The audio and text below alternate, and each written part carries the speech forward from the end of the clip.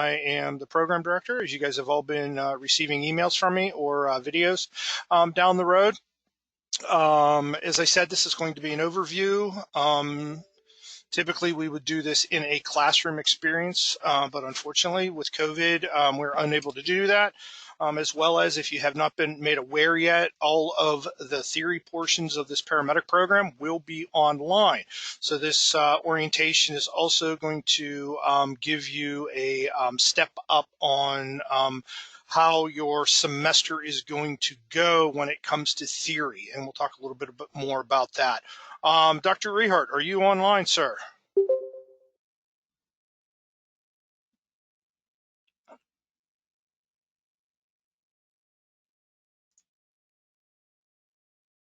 Dr. Rehart, are you there?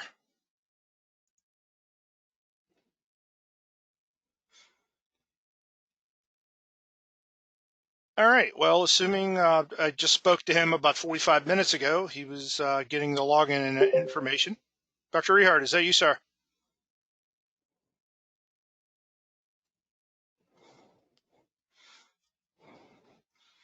One of the challenges of online education.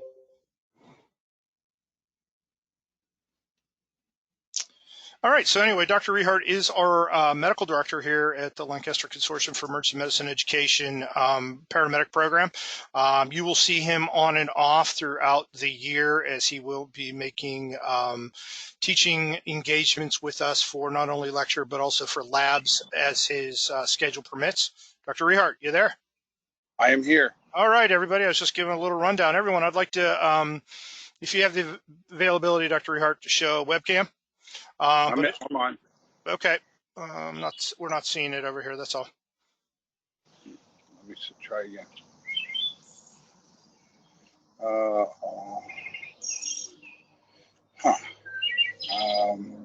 Let's try it again, Rick. All right. Let me see. How about now? Share my webcam. There we go. There we go. Okay. Can everybody see it? There we go, Dr. Mike. We're good. I can see you now. Okay. Hey, Rick, thank you for the kind words. I want to thank everybody for being patient and doing an introduction like we've never done before to our paramedic program. I've been the medical director for about 10 years of our paramedic program. I'm extremely proud of the work we do, and not only the work we do as educators, but also I see the end product of our graduates, and we really have very, very top-notch paramedics that come out who are trained exceptionally, but not only that, but also have the skill set and the personality to really make a difference in our community and within our organization if they come back and work with us with Lancaster EMS. I think the other thing is just the opportunity of being a paramedic is amazing, because you have many opportunities to go on and work for federal agencies, which we have a number of our graduates who work for federal fire departments, or work in the state of Maryland, or stay within Lancaster County and spend a career providing care to the community of Lancaster, which is a very diverse community. We have tons of different social and kind of geopolitical groups. We have a number of populations that are unique to our area, like the Amish or the Old Order Mennonite population, and all of them bring just a great flavor of community and challenges to our EMS providers. So it's a very unique program. It's a well-run program by Rick and the other leadership. And as a EMS provider, I became an EMT when I was 16 years old, which was not 5 years ago. I delivered my first baby when I was 19. I've been on the streets ever since. I'm the medical director for a SWAT team. I'm the regional EMS director for South Central Pennsylvania. I'm the EMS director for both Lancaster EMS and their paramedic program, but also for Penn Medicine, Lancaster General Health. And I just tell you this because these are all the opportunities that started out with me as an EMT at age 16. So welcome to the program. If you have any questions, I'll be on the call for a little while. And thank you. All right. Does anybody have any questions for Dr. Rehard? I know he's usually in between shifts or whatnot. You will see him more actually when you're in the ER. Dr. Rehard is the bass drum thumper for the EMS interaction, not only with the ER staff but also with the physicians. He's been instrumental in getting us involved in with trauma ER rotation as well as stroke rotation. LGH, if you're not familiar, we do have some individuals coming in from out of the area. Is level 2 trauma center, currently working on their level 1 trauma center certification, which is an academic education health center. But Dr. Rehart, for my tenure here, which is going on 5 years now, has been instrumental in getting our ladies and gentlemen in and out and moved around. So if you see Dr. Rehart, especially during your first interactions, because as of now, he'll just have a little piece of paper with your name and a face on it. Grab him, not too hard. He is a wrestler, so he may shoot you at that, take you down a little bit. But let him know your face, let him know who you are. Introduce you until he gets into the class and gets to see you. But he will grab you by the scruff of your neck, and it's not a bad thing. And he will pull you from room to room and show you the cool stuff. As well as if you get to know him, as well as his individuals in the ER, his other doctors, Dr. Burkow, all those guys. Once they get to know you.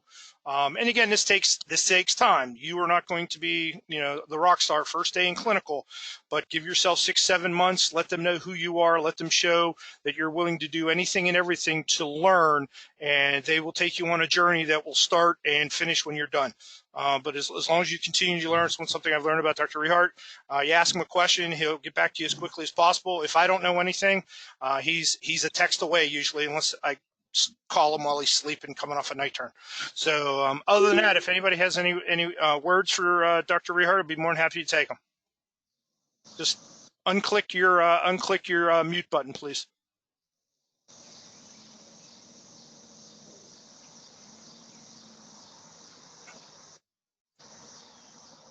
All right, Dr. Rehart, I'm going to assume that their silence is golden at this point, and they're not going to have any questions for you. But again, if I see anything down the road, I'm keeping everything recorded for individuals who couldn't make tonight, and I'll send you any questions that they have and blast everybody out that to answer any of their questions you may have. So, Rick, I'll stay on. I'm just going to sign off face-wise, but I'll listen for a while. And I just got to compliment Jordan. There's a whole lot of symbolism behind his picture there. And so, Jordan, again, thank you for your service. And I look forward to meeting all of you.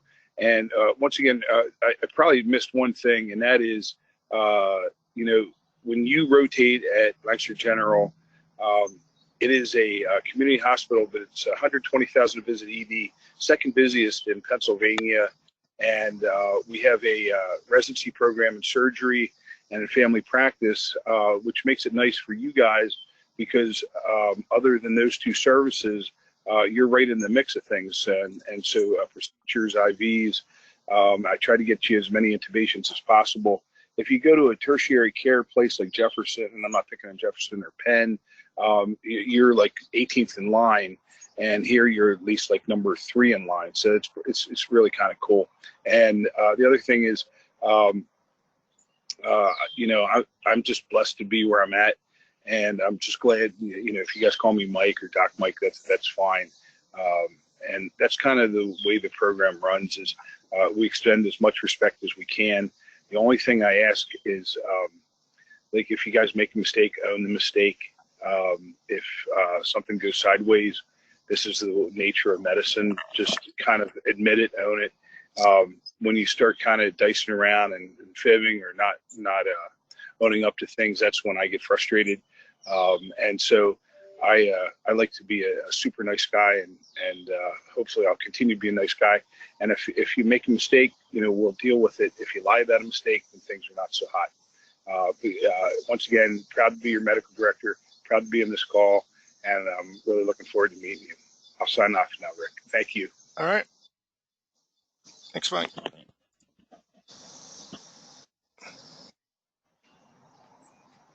All right, so we should be back. Everybody should see my screen with Dr. Rehart, and as I said there, throughout the program, Dr. Rehart, being very community oriented, will have opportunities for you to complete some community assignments. Here you can see here in his picture here, he's out at a farm show.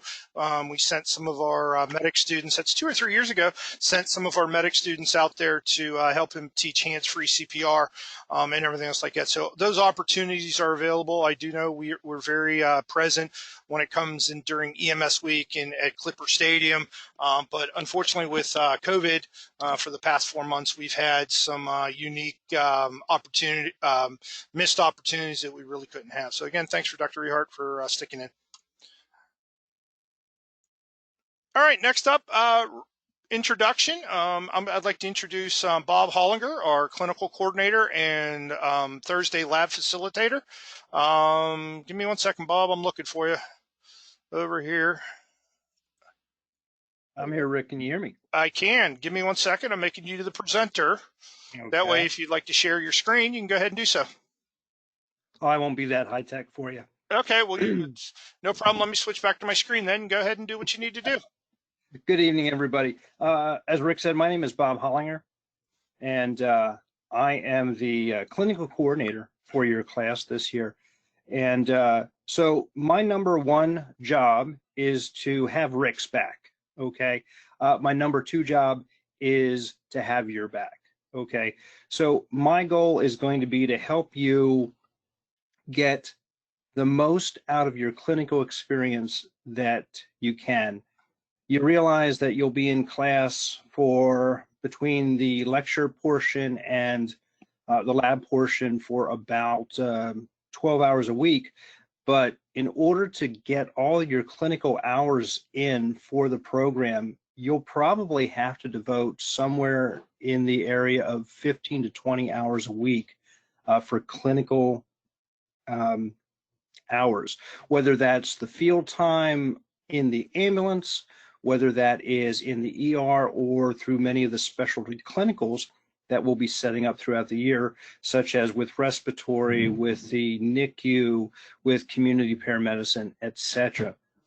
So one of the things, of course, we need to do to make that happen is to get you scheduled to, and we use Platinum for that.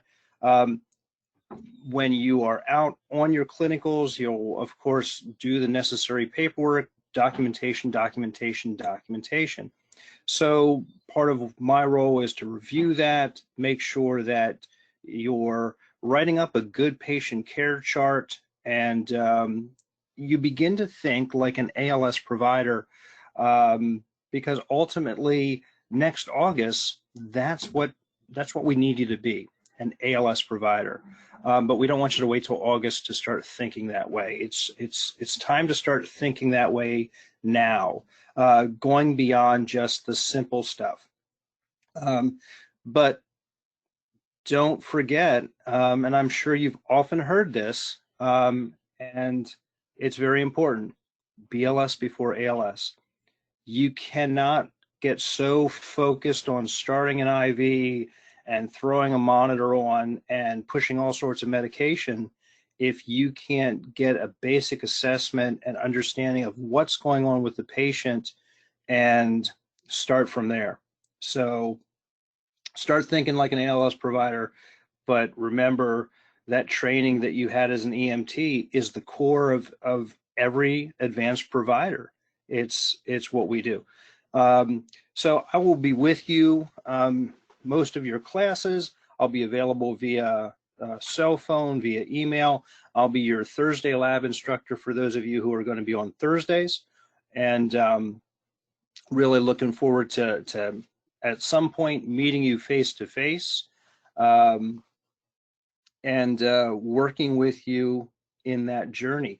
If you have a particular service that you would like to do your clinical hours at, and it is not in our normal roster of services that we're able to offer, please reach out. I know some of you have already reached out to Rick about that, and we'll see what we can do to make that happen.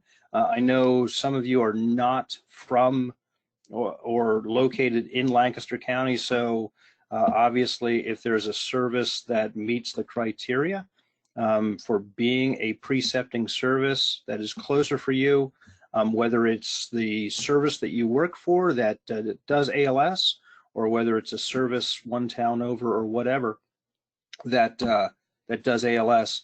We'll see if we can make that happen for you.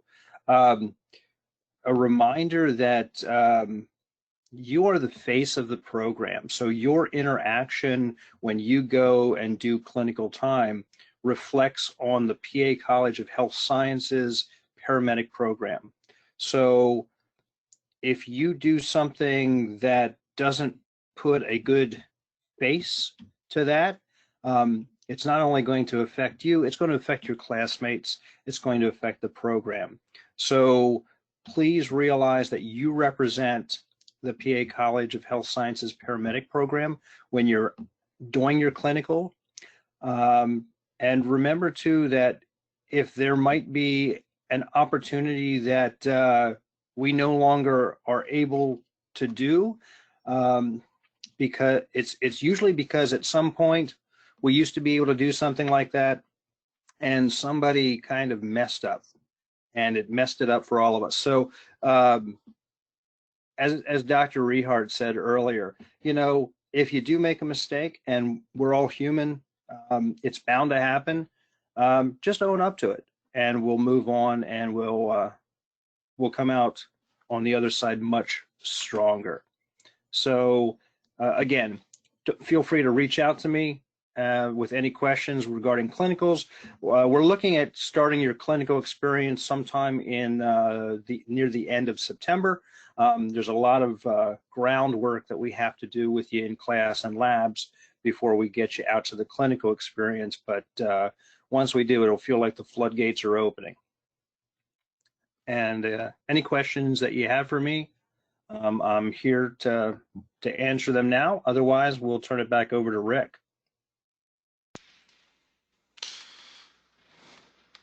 All right, thank you, Bob. We'll be getting it more in depth into what Bob was discussing here in a little bit. Let's keep rolling here with some introductions.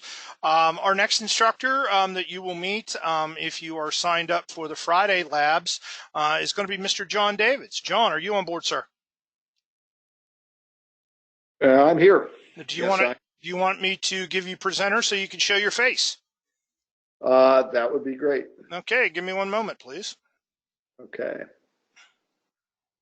Okay, John. There you are. Great. Hey, I just got to say something about John David. Okay, to you guys and to Bob Hollinger and our instructors. These guys are coming from really just a long history of EMS, law enforcement, just life experience the whole way around. And so when you get there, you just never know who these guys really are unless you look at their resume, or they're usually pretty humble guys. But I can tell you, the reason I really want to jump on because of John is he's a graduate of a program not too long ago, and has really risen through the ranks to instructor and is doing a great job. But this is the cool thing about EMS is you can go from really just a base level to expert in just a short amount of time. And of course, John had a lot of life experience before that. But once again, Bob, top-notch paramedic. If I fall over and any of these guys are around, if I'm going to live, it's going to be because of them. And I hope they're going to pass on, and Rick and everybody else in this call. But you're going to be able to do some really, really cool things. And the humility of the instructors speaks volumes. But if you really dig in deep, they're pretty cool guys. That's all I had to say. Okay, thank you, John. If you want, go ahead and share your screen, sir, or share your Let me just say I'm going to date myself here. I became an EMT in 1977. Though it's been a long time, and I spent 35 years in law enforcement, both local and federal. And when I started to approach retirement, I thought, I'm going to finish what I wanted to do to begin with, and I'm going to take a paramedic program and see where it takes me. And when you get to be this old, you realize it really is a small world, because when I met Dr. Rehart, I found out that I lived in the same fire company that he belonged to when I went to college. I was went to York College, and I was a live-in there as a firefighter EMT. So with all this background that I have, I'll tell you that isn't my webcam on, Rick? No, I can't sit. We can't sit. I could see myself. Is there something from your end that? Geez. Let's see. No, you're the presenter. I just need you to share with everyone. Okay. Audience view, that's on. Let's see. How about now? Or does anybody see me? Or No, I don't see why. Nope. I don't know why, John. wait a minute. Here we go. How's that? There Does we that go. work? That now you're on, Johnny. Okay. All All right. When you get old, you've got to find the right buttons. And we all work in emergency medicine. We're not AV specialists, so just don't do it with your life pack. Know where the buttons are in your life pack. there you go. But in any case, my choice to do this paramedic gig has not disappointed me at all. I love every minute of it. I work for York Regional EMS in York. I'm not full-time. I work part-time PRN, but I work anywhere from 24 to about 36 hours a week. It's just been a great experience. Everybody that I've dealt with has been wonderful. Just a couple things, having only graduated from this program about 3 years ago, I could share to you. Number one, if you really want to do this, don't give up. It's going to get tough. It really will. At least it did for me. Being in the federal government and federal law enforcement, I did a lot of training. It's gone a lot doing training, but training is different than this. This is like being back in college. There's a lot of academics that go to this, science, math. I am not particularly good in math. And there were some times there where I felt like I didn't know if I was going to make it. And I just kind of always said, hey, they're going to have to kick me out of this program because I'm going to stick with it. And it all worked. By the time you reach your third semester, you should kind of be on autopilot. Number two, about not giving up. Don't get behind. Do not get behind, especially with your clinicals. Keep up with your clinicals. Keep up with your reading. Get through the first semester. If you make it through the first semester and you're doing well, you'll make it through the whole program. But don't fall behind. If you fall behind, you're playing catch up the whole time, and that's just it's not worth it. For those of you that are going to work full time and do this program, God bless you. I had not retired yet, and in my first semester I worked full time and I did this program. I was so glad because I retired on December 31st from the federal government, and when we came back in January, it was like 10 tons had been lifted off my shoulder. And it was a wonderful transition for me because I had a mission, I had a project, something to do. I didn't have to wake up in the morning and wonder what I was going to do. I did all my clinicals, I did my studying, I did my classes, and it was a great experience. Thirdly, some people don't like the ED. I don't understand that. I love the ED. I probably started 200 IVs when I did my ED time. I got my first tube in the emergency department. Don't be shy. You can be working on the truck and you could do some sitting around. But when you're in the ED, if you're out there looking for stuff to do, nurses are more than happy to have your assistance. With that being said, also realize that if you help out with things other than that are not your duties, for instance, helping get a patient into a gown, right? Getting a patient a bedpan, or volunteering to go get a warm blanket for a patient. That goes a long way with the ED staff in gaining respect. If you do something like that and you do it on a regular, consistent basis, I promise you, there are staff members that will want to work with you, and they will share everything that they have with you. And the ED is the place to start IVs, to give meds, and get your first tube, maybe your second tube, and kind of have that base groundwork there. And also, find a service that you're not sitting around all the time. Find a service where you're going out and you're getting calls, because you're going to need that in the program. But I will probably be seeing you all on Fridays. I'm going to be doing the skills portion of it, and I guess some other stuff. This is the first time we're doing this, so I'm kind of feeling my way also. But good luck to you. Godspeed to you. I look forward to meeting every one of you. And if you have a good attitude and you're willing to work and hang in there and not give up, I promise you it's going to be a great experience, and you'll do well. Back to Rick. All right, thanks, John. Appreciate that. Let me switch back over to my screen. So, as John said, he's going to be our Friday lab instructor. That's a Friday lab from 1300 to 1700, and we'll talk a little bit more about that as we go through the rest of this. I'd like to introduce now is our Sunday lab instructor, Mr. Chris Coletti. Chris, are you on board, sir? Can you hear me? We can. Do you have a webcam available, sir? Oh, shit, it's coming up. Okay, give me 1 second. Let me make you a presenter. All right, everybody should see CJ. First off, good evening. Welcome everybody to this program. Okay, CJ, CJ, it looks like you took a still shot of your forehead. That's all we could see on the video. How about now?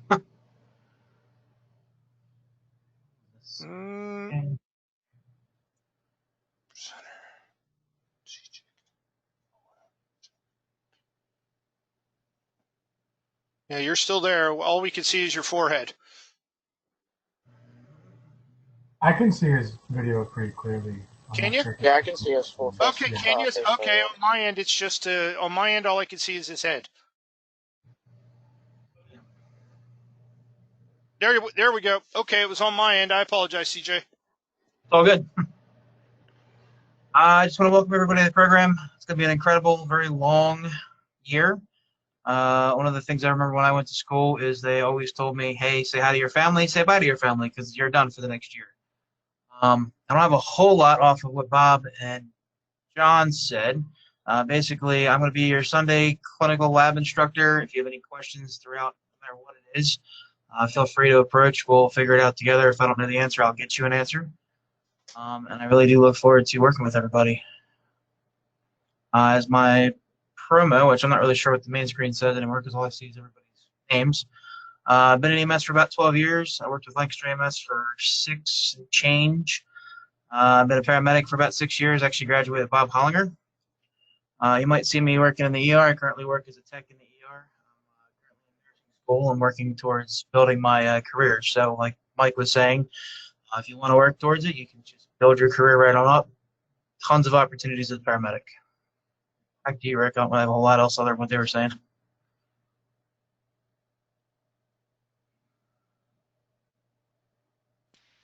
All right, no problem. So in the interest of time here, thank you, CJ. Thank you, John. I appreciate it. What we're going to do now is, yeah, there I am. I'm the program chair. That's me and Dr. Mike 2 years ago when I received my 25th year anniversary in EMS at actually what was my 29th year, but that's on this state steps. And then that is me over there as a young whippersnapper at, I think I was 19 in that picture. Working while I was going to college as a EMT at a now defunct EMS service called West Mifflin EMS.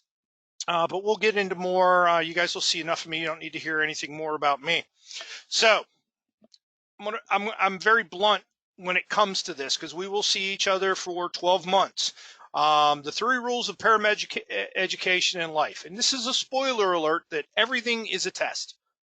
Just know that right now walking in. Everything counts. Don't come up and say, oh, does this quiz count? Can I get a redo? You don't get redos in life. So that's how we run our paramedic program. And it is John and CJ and Bob have said, as well as Dr. Riard, it is not easy. The path that you have chosen is one in which it has been said many times in philosophy that those who live by medicine live horribly. And if you have ever read any of the ancient, not ancient, but our predecessors in the golden age of science, you will find that while that was meant to mean certain things, medicine is a long and arduous life and career. Dr. Rehart has been doing it how many years? We've all been doing it. This is my 31st year. While working in EMS, it has afforded me great opportunities, but I've also have worked and to achieve a lot in not only my career, my education, but also my family life, based in working in this medical field of pre-hospital medicine. So again, everything's a test, everything counts, and it's not easy. All right, so the objectives of our paramedic program, our consortium, Lancaster Consortium for Emergency Medicine and Education, is to orient, and this, the rest of this discussion here is to orient you, the paramedic student, to the demands, the physical, academic, and clinical requirement demands of our 1-year education program. Okay, I do not use and do not refer to this program as a training program. Right off the bat, you train dogs and cats, you educate people. Training is part of the educational process because we do the same thing over and over and over again in certain ways, but we have to ask the why. If you're coming into this program just expecting to learn how to start IVs or do cool things like surgical cricothyrotomies, you're not going to get very far. You have to worry about the why we end up doing things. You have to worry about what is known as the effective domain. How to take care of people, how to treat people nicely. These are all tenets of our program. But again, not too serious up front, but again, please note that this presentation does not, nor should it be misconstrued as an all-encompassing orientation. This is a high-level orientation just to give you a touch of what is going on. When we actually get in and you get into the Blackboard site at the college, there are handbooks, there are syllabi, as well as various policies and procedures that you're going to be responsible for knowing as we go along. Please realize that the official semester begins August 15th, and our first class meeting will be August 17th.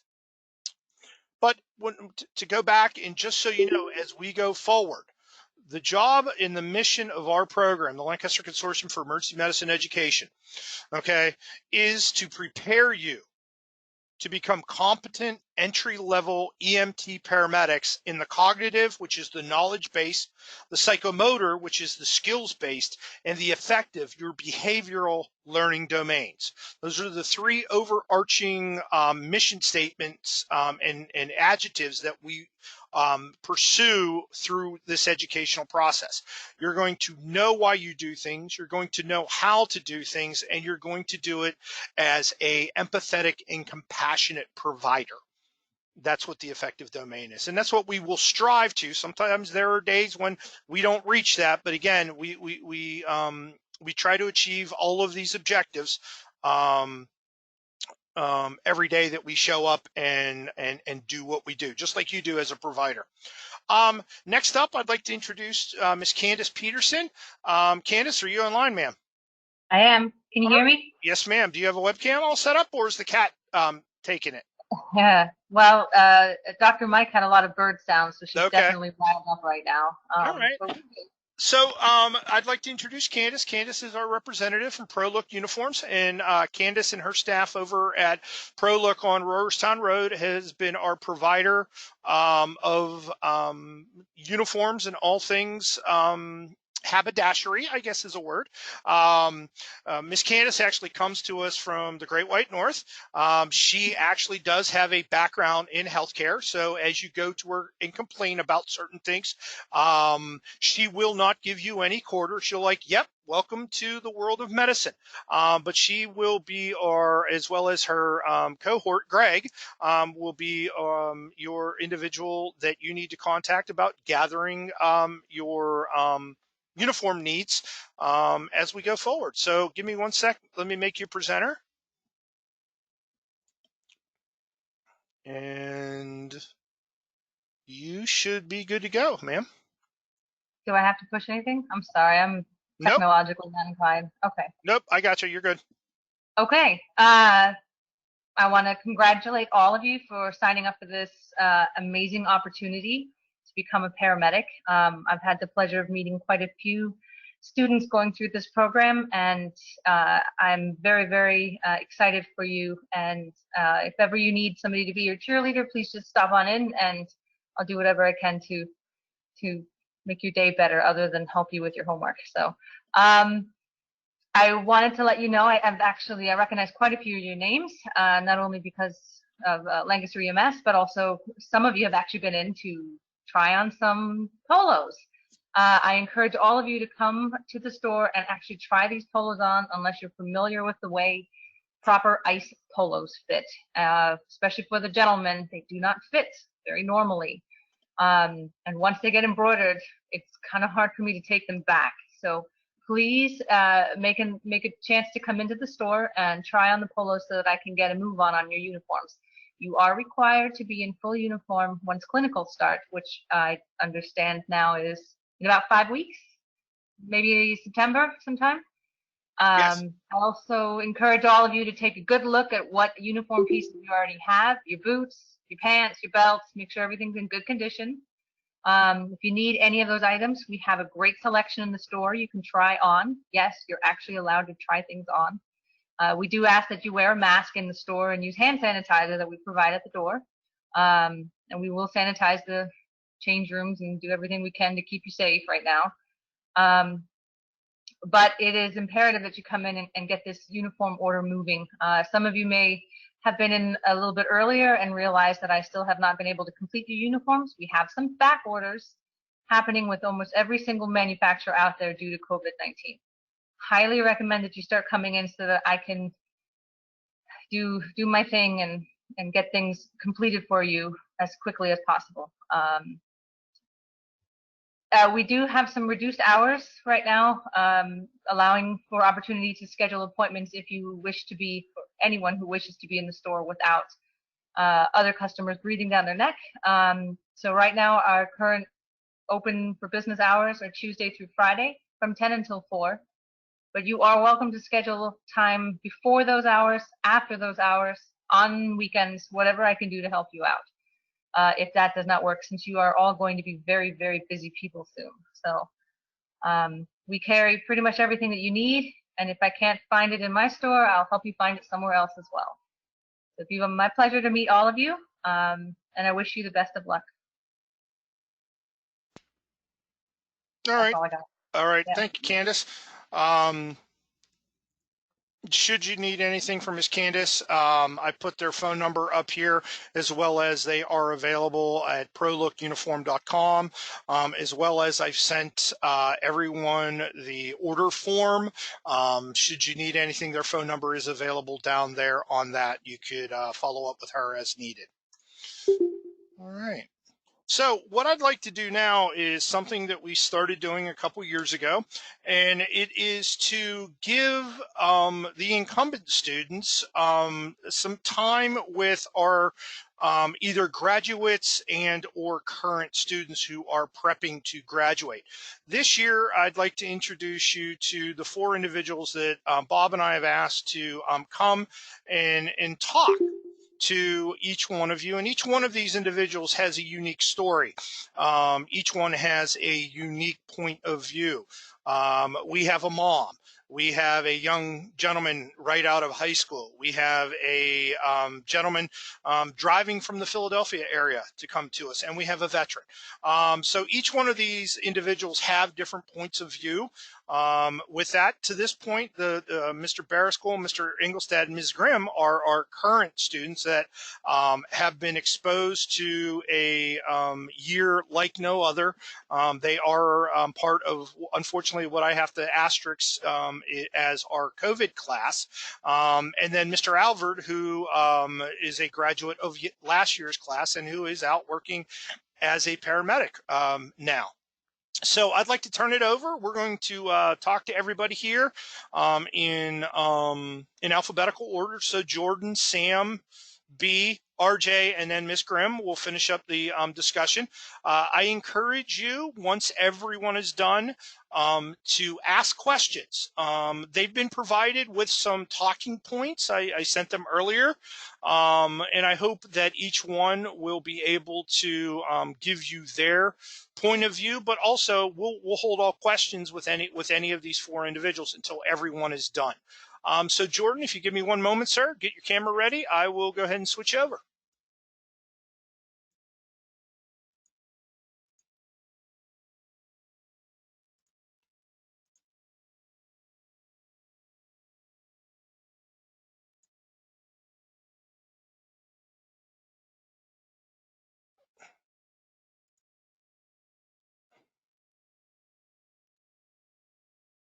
All right. There you go, Jordan. You're all set to go, sir. Unmute yourself, Jordan. Sorry, can you guys see me or no? Yep, I can see. You guys can see me? Yeah, you're good. Yeah, we can see it. All right. So like Rick said, my name's Jordan. I've actually only been an EMS provider for 3 years. I've only been a paramedic for honestly only a few months. I graduated at the class previous to this one currently going on. So I've been only acting as a medic for a couple months now. And like Rick said, I think I was one of the only military guys in the class that was actually using the GI Bill, so I can tell you guys a little bit about that process. If any of you are planning on using your GI Bill, I'm not sure if there's any veterans in the class or what that is. There's a gentleman you want to get in touch with. His name is Roland Dickerson. You can find him on the college website, or you can just call into the Office of Admissions, and they'll give you his direct contact information, and he'll get the entire process started for you. He'll tell you the websites to go through. He'll tell you he'll just tell you the whole process and what you're entitled to and how everything gets paid for. But he made it extremely easy. So if you get in touch again, his name is Roland Dickerson. He'll help you out with everything you need. So during school, when I was in my class, I actually was working full time. I was actually the only person in the class who was not a working EMS provider at the time. I had a full time job at Lancaster Airport, and I did that pretty much. Yeah, I did that full time the entire year of our class. And then just Rick had asked me to talk about, I did work full time during school, but that's just kind of the time management pretty much. It's just you really had to. I had a whiteboard for every single semester of all the tasks I had to get done, how many clinical hours I had, and I would just continuously count back my specialty clinics. It's a lot of time management, a lot of organization. I'm not gonna lie, it was really, really, really hard. And also my wife was pregnant during my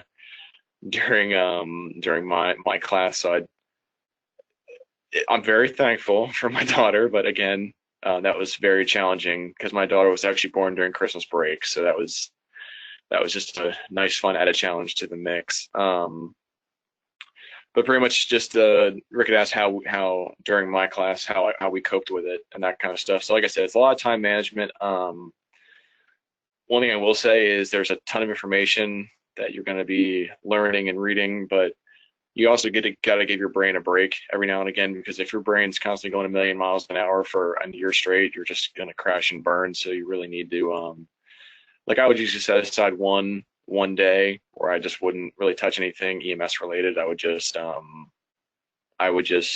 be with the family, be with my wife, all that good stuff, and I'd be with my daughter. But yeah, that's just kind of how I coped with it. I always pick some time out to really take time for myself and really just get my mind straight back in the game, because it is a hard program. I'd say that was probably one of my biggest challenges with time management, because I'm not very organized. I was very blessed to have a wife that works in the healthcare field as well, so she was really a huge help with kind of organizing my life and say, okay, well, you can't do that this day, you're at LGH and that kind of stuff. So if you have a person in your life that can help you out, really lean on them, just because you're going to need all the help you can get just with your constant reading, learning from just providers, books, videos. I pretty much used everything at my disposal to learn. everything I had to know. Some stuff I would probably do differently during the course. I don't really know if there's anything I really could have done differently, honestly. I probably would have actually done more clinical hours if I could have on the truck. I was a little, since I did work full time, I did 24 hours on the truck every weekend, so that was really strenuous. So for a year straight, except for the breaks we had, I would do 24 hours, 2 12-hour shifts on Saturdays and Sundays. But I also would have done more just because the more experience you can get, the better. That's just a rule of thumb. That's probably one thing I would have done differently. If I can give any advice to any incoming class, or even ones they're about to graduate, is again kind of like what Bob said and the other instructor said, was find a provider that you either look up to or one that challenges you. Because I think everybody in our EMS agencies has a provider that, I won't say coddles us, but will kind of hold our hand through it, where I did the kind of opposite. I picked somebody who was extremely tough, who expected a lot more of me, and that honestly made me a really good provider. That like, just get out of your comfort zone, or even if you're in a different agency where you've been there for years, venture outside of your agency and see how other people do things, see other people who don't know you and don't know how you work, and then that just will help you grow. So don't always get out of your comfort zone. That's probably the best advice that I can give. And honestly, learn from people who you wouldn't really expect to learn from. When I did my pediatric rotation, I was in the pediatric wing of LGH, and I actually learned a ton of stuff from the play therapist up there who worked with kids with autism, Down syndrome, and she taught me a ton of tips and tricks on how to treat kids with those disabilities. Because I think a lot of EMS providers are scared of kids. They're not really scared, but just they're more challenging, and it's not your favorite patient to work with. But she gave me a ton of tips. So really, you'd expect to find some of the best information from people you wouldn't expect it to be, and then just really attach yourself to nurses that you like and show them what you can do. I mean, I changed bed pans. I made beds for the people. I did all kinds of stuff just to stay busy, because 12 hours in the ER, even 16 hours in the ER, really gets old fast. So I tried to stay busy, but really just learn all you can, get the nurses on your side, because then you get good reviews and they'll want to teach you a lot more. I mean, nurses are extremely smart, so use the knowledge they have, and they can just give you a different perspective on things. So again, if there's any real questions, especially if you have kids or a family, I can help you out with that. But any questions at all, I'm here to help. So. All right. Up next is Sam Bearskull. Thank you, Jordan. Sam, are you on, sir? Yes, I am. Let me know if you guys can see me. Give me 1 sec. I'm making you the presenter. There you go. There you go. You are up, Sam. Yep, you are up. Okay. So like Rick said, my name is Sam. I'm from Philadelphia, so a little bit out of the local here. But I've been practicing EMS as an EMT for about 8 years now. I started when I was 16 and kind of just wrote it out until I lost interest in the basic side of it and wanted to elevate the education a little bit. I chose Lancaster's program because it came highly recommended. There was a few providers that I worked with that I really trusted that actually went through this program, and it worked with my schedule the best, with it being the few nights a week and then the weekends sometimes, whereas other programs were a little bit more demanding with the everyday schedule. So really, this one worked best for me, and financially, I think it was probably the best out of the most of the ones I was looking at. I did work full time. I worked full time one squad, and I did like a per diem part-time another squad while doing this. So it was very, very difficult, along with the hour-and-a-half drive to and from Lancaster for clinical time and then for class, on top of having to work to support myself. It was probably one of the hardest things about the class. So if you're concerned about making a commute or time management, it's possible. I'm not saying that it's going to be easy, but it definitely is possible. And then the greatest challenge of the program, in all honesty, probably would have been the time management in that case. But if I had to pick anything specific to the program itself, it was just kind of finding your footing within the program and finding yourself as a provider. It's really easy to get lost in the cogs of just having to fill in check boxes and certain scenarios that you need to meet or patient context you need to have, and you lose a little bit sometimes the ability just to be in that moment and learn how to be the best provider. So I'd recommend working on that. And then one of the milestones, it took me a little bit to think about it, but recalled that recently I actually got a job request, or I guess a job offer from the service I was writing at as a student. So I think that was a huge compliment because I'm a lot tougher on myself than I think I should be. So hearing somebody else, especially the place I was writing for as a student, think enough of me to offer me a job, I thought that was pretty awesome. Knowing what I know now, if I would have done anything differently, absolutely. I think it was Bob that was speaking on it, but not letting things get behind. I think I would have focused a little bit more on. I read a lot of the book, but I think that there's a lot of stuff I did skim over, breeze over, and I focused a lot more on the hands-on. And you don't realize how far you get behind when you do that. And there's a lot of things that you want to reference, and you have patient contacts that are very specific to that modality, and you're like, oh no, like I remember there was a chapter about that, but I didn't really pay too much mind to it. And now, while I'm going through all the chapters, now I have to go back and review it, and it's very easy to get caught in that cycle of playing catch up with yourself, and not only just to fulfill requirements, but also just to know what you're talking about. And then just any advice I have for anybody in the program, it was kind of touched on before, but you definitely get a lot more out of, you get a lot more of these with honey than vinegar. Stay humble. I think that sometimes it's a trap as a medic because you have to build a level of confidence in yourself that you can get a little bit cocky, and I think that that's the ultimate downfall for a lot of students. I think that you need to remain humble, know that you don't know everything, and part of the biggest piece of advice I would say is be comfortable with being openly and proudly wrong about something, because either you're going to miss an opportunity by not saying anything, or you're going to miss an opportunity to learn something by saying the wrong thing. So it's okay to be wrong, and you have 12 months to do that. So just be very open about being wrong and speak your mind and what your thought process is, and people will happily correct you. So I think there's just a few things I was going to touch on. So if anybody has any questions, I'm happy to answer them. All right, thank you, Sam. As I said, if anybody has any questions, just hold them until we finish with RJ and Samantha. RJ, are you on board, sir? Yes, I am. All right, everybody, I'd like to introduce RJ. You're the presenter whenever your camera's up, if you want to put that up for me. Okay. Okay, so as I said before, my name's Robert. I go by RJ. I've been in EMS for 3 years. I have a background in the fire service for about 6.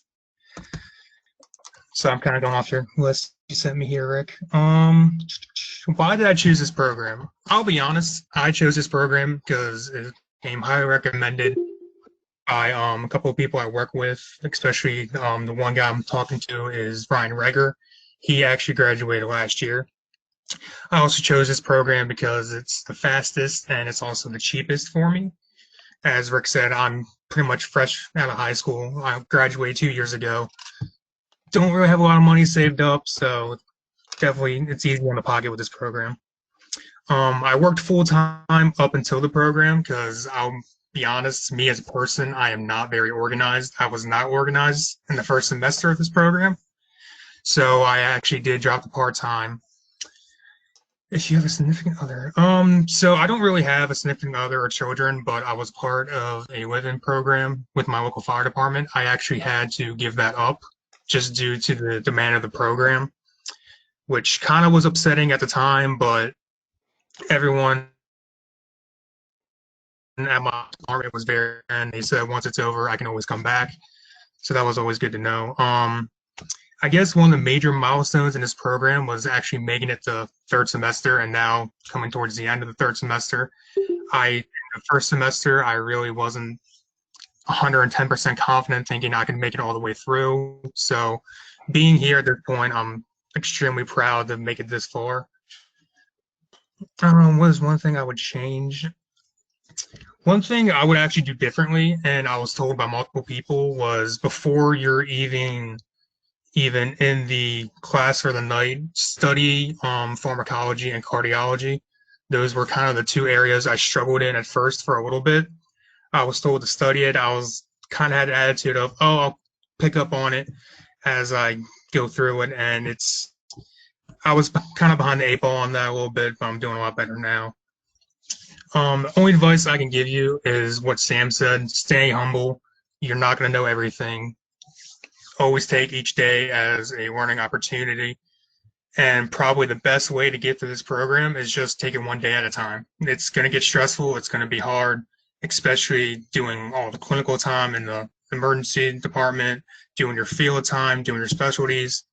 Eventually, the stress is going to build up. And like I believe Jordan said, just take a day off, hang out with family, relax, and then the next day you'll be renewed and refreshed. And that's all I got for you guys. All right, thank you, RJ. Up last and certainly not least is Miss Sam Grimm. Sam, are you there, ma'am? I'm here. All right. Go ahead and share your webcam, please.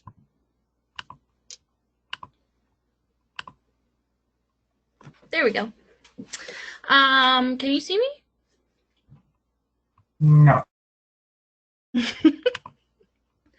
Oh, wait. How about now? There she is. Okay. All right, very good. I'm Sam. I've been an EMT for 3 years at LEMSA. I actually went through the PA college program for EMT. So I did work full time while I was in school.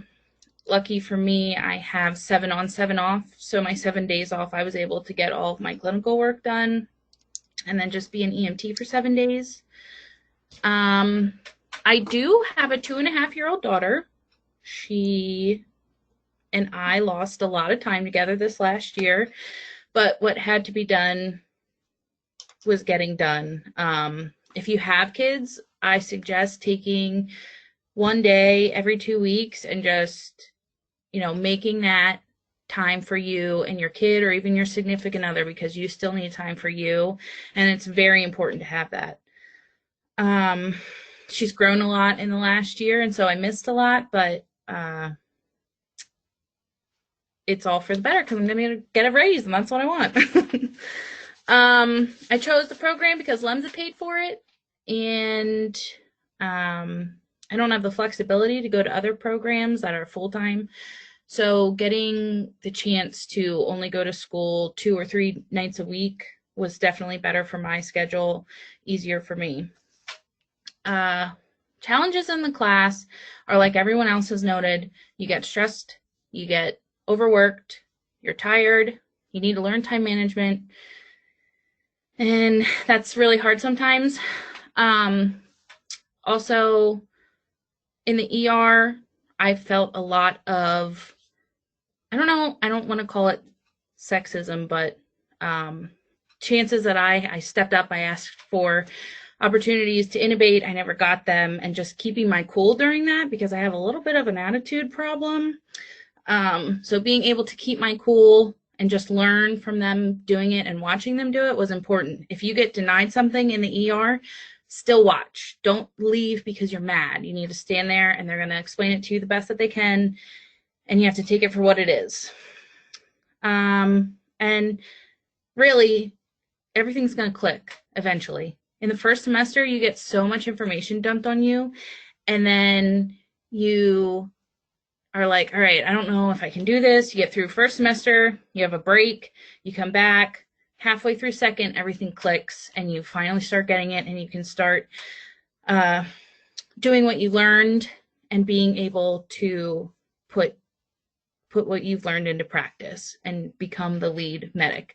And that's a really exciting thing. So my only suggestion is to pick your preceptors' brains. They know stuff, and you need to use them to your advantage for whatever it is. So that's it. Good luck. All right, everybody. I'd like to thank all 4 of our graduates or soon to graduates.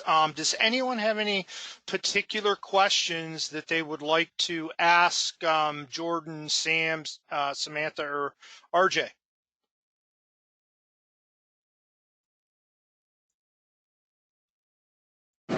I have a question.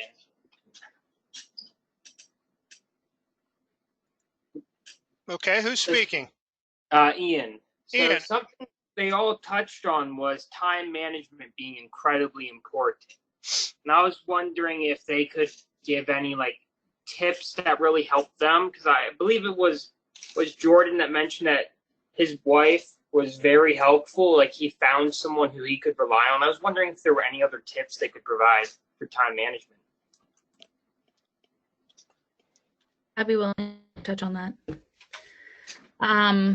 So the first thing that I did was write down all of my work time that I had.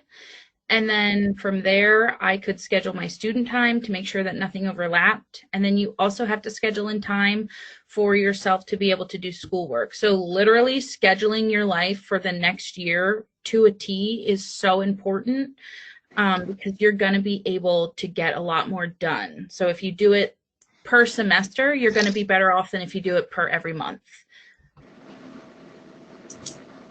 And also another note, I mean, Sam made a good point about it, but also overlapping your duties, I guess. Like if it's going to be easier to do when you're doing ride time than you are when you're in the ER. But if you're doing ride time, you're getting calls consecutively. Try your best to document them while you're actually there and not wait until you get home. That was a trap that I know myself and a few other students slipped into, where you would have like 7 calls and then you'd have to go home and write 7 charts about these calls, and it's just so much easier if you get most of it done when you're there. And then if you're in the ER, rather than just sitting around waiting for things to happen, bring 5 meds with you to go over and study. Try and make the most of the time that you have, because it's not always going to be hustle and bustle. So if you could just try and, really make that time matter, I think that would be the most important. Awesome. Thank you, guys. I appreciate it. Does anybody else have any questions? I have a question. Yes, who's this? This is Carly. Hi, Carly. Hi. I just was wondering how you guys were able to find a way to pretty much stay motivated. Like studying a certain way could become very repetitious and boring. Do you guys have any tips on different ways you guys studied? Obviously, it's different. Everyone studies different. But what is a way that kept you guys motivated and engaged?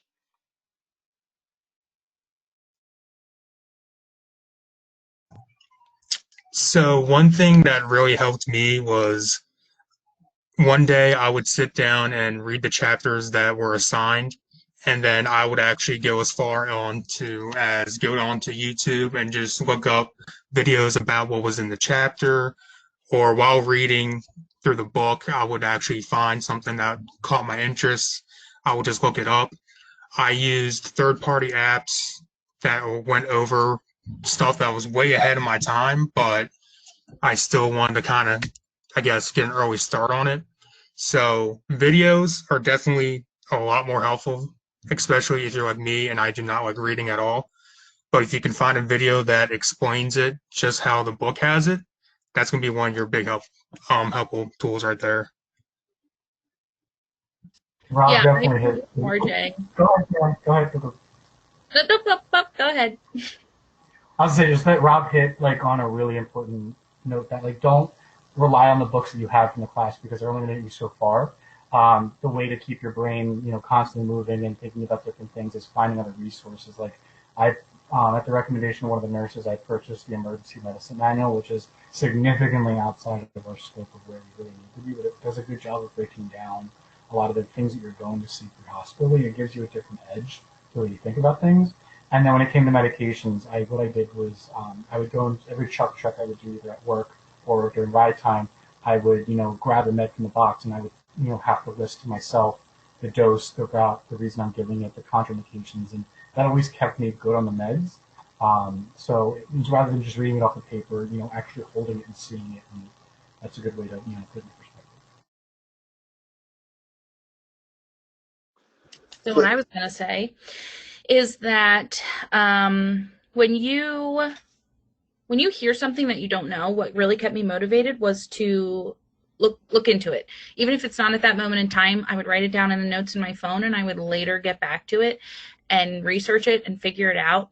So we might not be touching on it at that point in time, but when it did come to that time, I already knew it because I had been interested in it before. Also, it sounds really weird, but I have a really hard time with tests. And so for the med quizzes, I would learn them by speaking in an accent out loud, and then it would help me remember the information to be able to get decent grades on the med quizzes. This is John Davids, one of your instructors, and I graduated 3 years ago, and it's been a long time since I've been in school. And I found myself, quite honestly, when I would read the book, it was like the information was going in, and as soon as it was going in, it was going out of my head. I'm not a great reader. I have a 4-year degree and the whole bit, but I'm not a good reader. It's not my strong point. So what I would do is I would skim the chapters and I would try to hit the highlights, and then some of the hard concepts to understand. Use Khan Academy online. I found Khan Academy. That was sometimes I watch the same video 3 times until it would start to sink in. And all I could say is, this will happen. But when you get to the point where you're sleeping at night and you're dreaming about this crap, okay, you know you're on the right track. When that happens and you wake up and you're thinking about this stuff, you'll realize, okay, it's sinking in. So.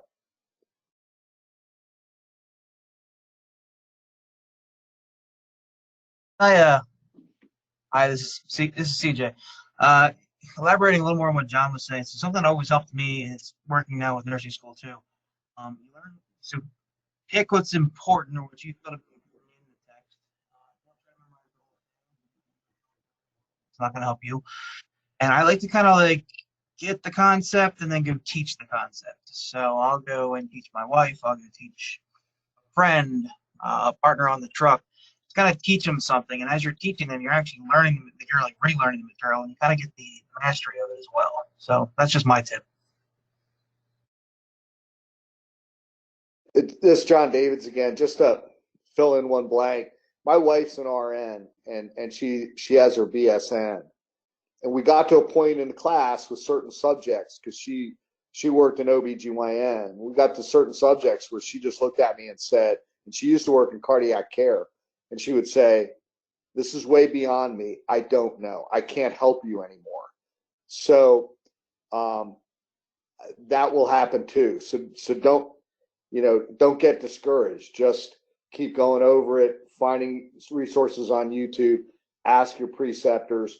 I'll tell you what, my preceptors everywhere I worked at Lemsa, I worked at York Regional EMS where I work now, and every one of them, every single one would go over this stuff with me. And they usually want to go over it because, like CJ just said, as you go over it, because we forget this stuff, it reinforces it in our minds. So I hope that was helpful. Thank you, guys. I appreciate your feedback. Hey, this is Dr. Rehart. So here's a couple of thoughts that I have. The cool thing about paramedicine and EMS as a whole and emergency medicine is there's really nothing new. I mean, there's little things here and there over the past 10 years, but by and large, AFib is AFib. VTAC is VTAC. It's treated about the same. And so you got to realize that you're walking a trodden path. So the paramedics that are with you are not gods. They just spent the time, did the work, did the due diligence, and succeeded. And with that being said, the questions are the questions. So it's not like quantum physics where you got to do some abstract calculation and think about wormholes. All you got to do, and it's a lot of information, you got to realize that you're doing many things that I do after 8 years of training, and you're doing it in 18 months. So it's pretty powerful. But I'm a big believer in lists. So I'll write everything out by hand, and that's very good. And try to organize things. For instance, when you get into toxicology, it can be overwhelming. Is it an opiate? Is it a stimulant? Is it this or that? Well, just write it into a list and then subsegment that into its here's its mechanism of action, here's the way it works, and here's its treatment. And if you do that, here's the physiology, here's the treatment, and here's the bad things that happen. If you just organize it like that, it makes perfect sense. The other thing is, and I think everybody alludes to this, but this doesn't happen overnight. You're going to have disappointments, you're going to have failures, you're going to feel horrible, you're going to cry, and it's really, truly the little engine that could. And if you don't have that book, you didn't read it as a kid, it's a little choo-choo train that I think I can. I get up the hill, and maybe you get up a little bit and you fall back, but you just continually tread slowly but surely, and you'll succeed.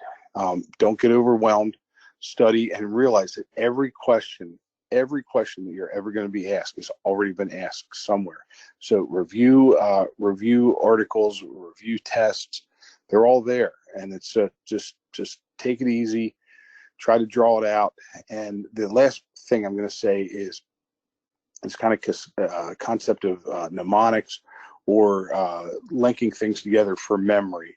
And when you talk about cranial nerves, there's a very crass old term to learn all your cranial nerves, and it starts with olfactory, optic, oculomotor, and it's ooh to touch and feel.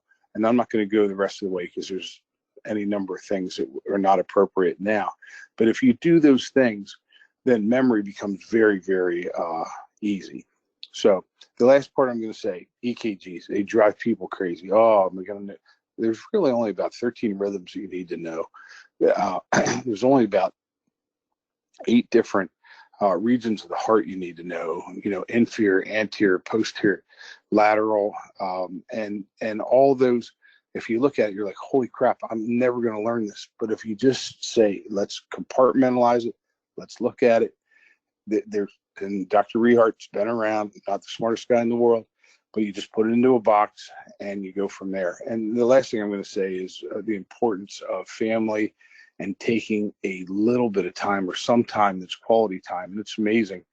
But 1 or 2 hours of quality time is better than like 20 hours of non-quality time. And realize that your spouses, your significant others, are going to be walking the same path with you. So just realize to engage them. And then the last thing we never really talked about is healthy lifestyles.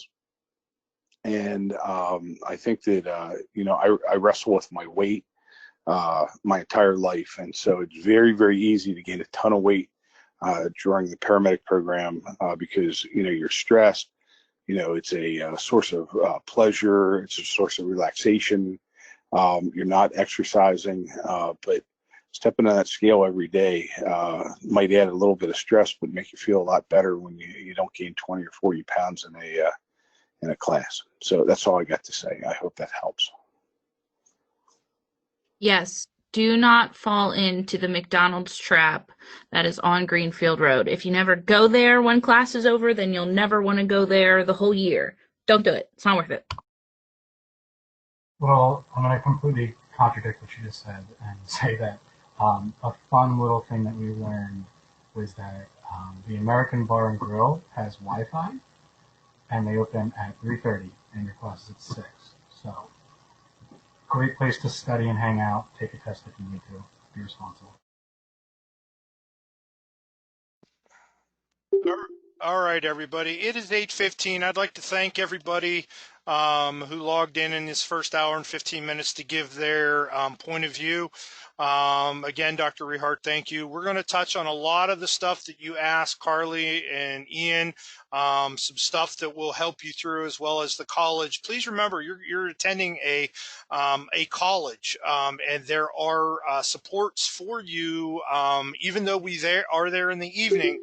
If you do make your availability in such before 6 o'clock, there's a lot of resources. Not only Bob and I, but Dr. Rehart, but also everything at the college is open to you. So what I'd like to do is give everybody here 5 minutes go ahead and take a stretch, refill your water glass, and we'll meet back here at 8:21 and we'll get started again.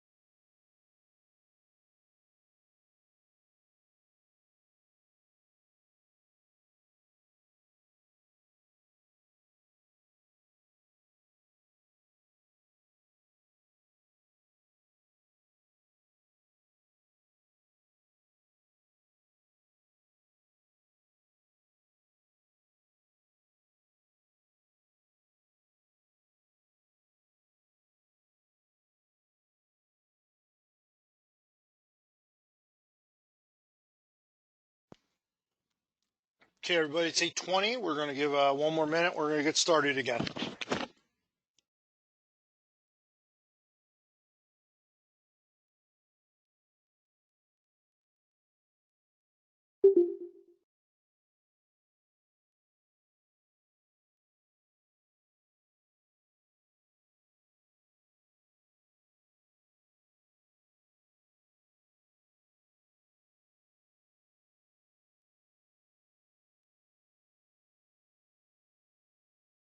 So, kind of like an off-topic question, but I was still curious about it. What's the policy during an online class if you like have to go to the bathroom during class? Mike, that would be just like if you were in class. You're an adult. You don't have to raise your hand. You don't have to, you don't have to go, you don't have to get anybody's permission to go and do anything. As long as you're not disrupting and you're not following the bathroom camera or anything else like that, you can go and do what you want.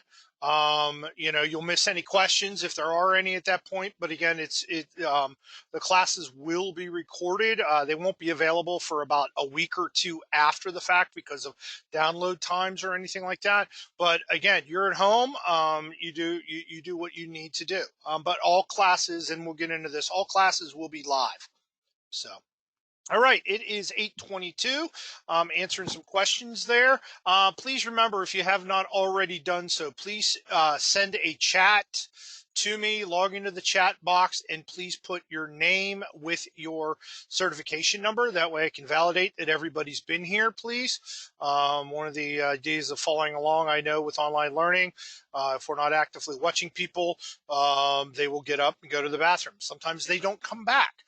It's very difficult for me to gauge that. But again, we'll talk about that as we go along. And that falls down into the whole academic integrity issue as we go along. So, again, welcome to orientation. I hope that the lab instructors, Dr. Mike, and everybody, Jordan, Sam, and RJ, help to answer any of your questions or give you a personal insight into what the program is and how individuals work through it. It is a very difficult program. I will not lie to you. I try to be as transparent as Bob is in everything that we do. We have policies and procedures in place to help differentiate things. We try to follow those as best we can, but also please realize we understand that each one of you are individuals and things happen. Our program is different than any other healthcare program. We are a program that is usually self-sufficient, and we work outside of the normal operating hours of the college when it comes to our clinical time as well as our field time. And yes, they are different, as well as how we do what we do. We meet all requirements of CAHEP, the Committee on Accreditation for Allied Health Education Programs, and the COA, the Committee on Accreditation for EMS Programs, as well as the Pennsylvania Bureau of EMS. But I do not live in a bubble. Dr. Rehart does not live in a bubble. We understand that things occur, that our students are different. Almost every one of you will work full-time while going through this program. So you're looking at 52 weeks of nose to the grindstone. You will have only about 4 weeks off total during this next 12-month endeavor that you're about to start on. You will be tested regularly. You will be questioned. It's a very difficult program, as I said.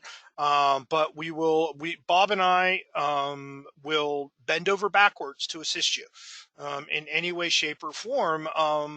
But the only way, shape, or form that we don't is when you don't care.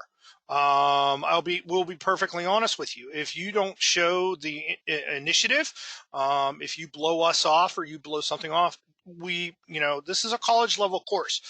We will not hold your hand. We will assist you in any way, shape, or form. We'll show you where the answers are, but we won't give you the answers. Because, as Bob said, in about 16 to 18 months, you will be out there as an active clinician. And I use that word, I don't use that word. We are not technicians anymore.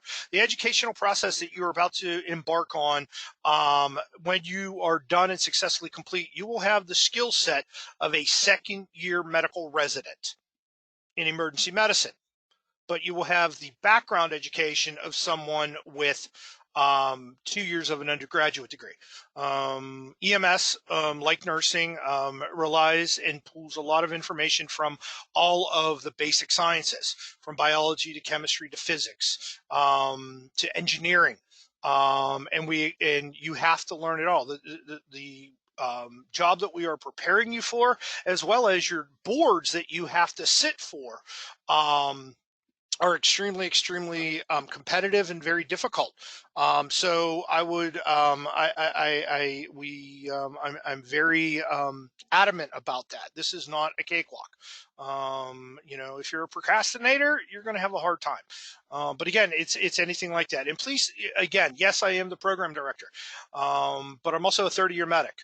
I'm also a father of 3 children. My wife is a social worker in the emergency department. I have 3 children, and I went to school while I was doing that, and working full-time plus, while maintaining, activity as a full-time medic, as well as a full-time, part-time firefighter. So it can be done, and I'll show you success stories here at the end of this discussion. But I just want to explain to you what the Lancaster Consortium for Emergency Medicine is. It is a consortium. It is a bringing together of 2 entities to create one program. This consortium is started by Lancaster EMS for the need to educate paramedics in and around the South Central region of Pennsylvania. Back in 2010, the National Registry, the Pennsylvania Bureau of EMS, came up with a plan that all paramedic programs in the entire country that test for National Registry of EMS for their NREMT must become KHEP accredited. Previous to that, it was just a Lancaster EMS program, and it was housed at the PA College. There was no reason to have administrative concepts and legal documents forming a consortium. But after 1/1 of 13, there was a major shift in legislation with the new EMS Act in Pennsylvania, where it said all paramedics must graduate from the Commonwealth of Pennsylvania from a COA EMSP associated program. So what that meant was one of the requirements was your paramedic program had to, one, either be associated with a college that was regionally accredited, and in our case, it's the Middle States accreditation, which which the PA College holds. You could also be a military institution, or you could be a standalone level 1 hospital. And if you weren't able to do that, you could combine things. So Lancaster EMS and the PA College joined forces, and we function as a consortium. Now, the way that this consortium works, Lancaster EMS provides all of the equipment and all of the the personnel power to work such. So myself and Bob, we are not employees of the PA College. We are actually employees of Lancaster EMS. All of the equipment that you will use, barring a few things, are procured, paid for by Lancaster EMS. All of the equipment that you will use, like drugs and everything, those are live drugs that are from our expired rigs and everything else like that. The Pennsylvania College provides accreditation fees, as well as the physical location for our laboratories and our theory rooms, all the infrastructure, Blackboard, the library, and everything that goes on like that. So there is a lot of stuff that goes on behind. But again, why I'm telling you this is one of the things that I want you to know is we are KHEP accredited. We are fully accredited by KHEP. Which once you start understanding the relationship between Pennsylvania Bureau of EMS, which we also are accredited by, and KHEP, you'll understand, and I also want you to be educated consumers. I would expect you to go out to these websites and look and see what else is out there. If you go to KHEP's website, all right, if we go to the commission, KHEP, Commission on Accreditation, all right, and I recommend that all of you go and do this at some point. Go up under students, find an accredited program, all right, this will tell you what profession you need. It's listed under EMS paramedic. You want to look for accredited programs, and you want to search in Pennsylvania, or search around, Ohio, West Virginia, Maryland, New Jersey, New York. Please look around. The KHEP accredited is a requirement across the country for certificate for programs that sit for the National Registry. But as you can see, there's 16 programs throughout the Commonwealth of Pennsylvania. And you could go down and read everything here. Here you can see we are Lancaster Consortium for Emergency Medicine Education. It has me listed as the director. Okay, all my contact information, my email, as well as it shows us our award letter that's saying we have met all of the standards to be a fully accredited program. I would like to also show you that there is one new program, not new, but one program on here that is actually closing after this summer. The Community College of Allegheny County Boys Campus, they are shutting down due to lack of enrollment. And 5 years ago, I left the program at the Butler County Community College because our college actually shut that program down because of lack of enrollment as well. So when you look at in the Commonwealth, you have about 16 programs that you can go, but I would highly recommend that you go around and look at these other programs. Now, when you go down here and you see where it says the email, what you need to realize is that as part of being KHEP accredited, we have to show to any potential candidates like yourselves what our graduating numbers are. So if you go and click on that and go to the PA College website, all right, it will show you the previous almost 5 years worth of graduating, what our numbers are of graduating. So if you look in 2015, we started with 18 individuals. We graduated 13, which means we lost 28% of those individuals. And that's through attrition. You will find out that there are, even despite that we try to give you as much information up front on this orientation, there are individuals that will realize, wait a minute, this is too much work for me. I didn't expect to know not molecular biology, but microbiology, or a lifestyle changed, parent got sick, had to take care of, or I got married, or I got divorced.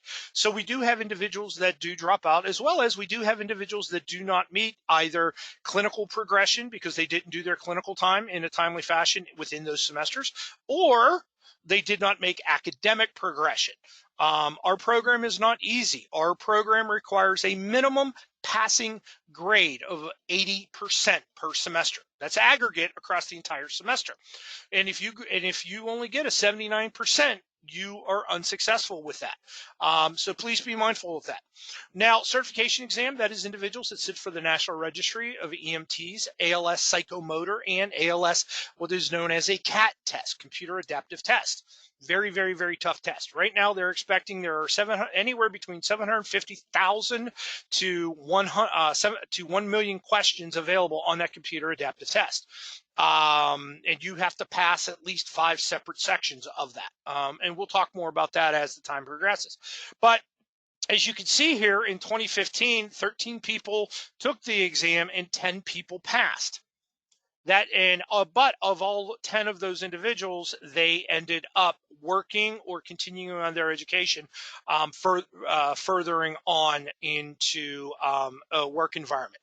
2016 was one of our largest classes, and we cap our enrollment at 30 per year. That's due for a multitude of reasons, one of them being equipment, but also clinical access to not only the clinical areas, but also to the field areas. But again, same thing. We started with 30. We finished with 19. Of those 19, they all passed, and they graduated with everybody's graduated and working.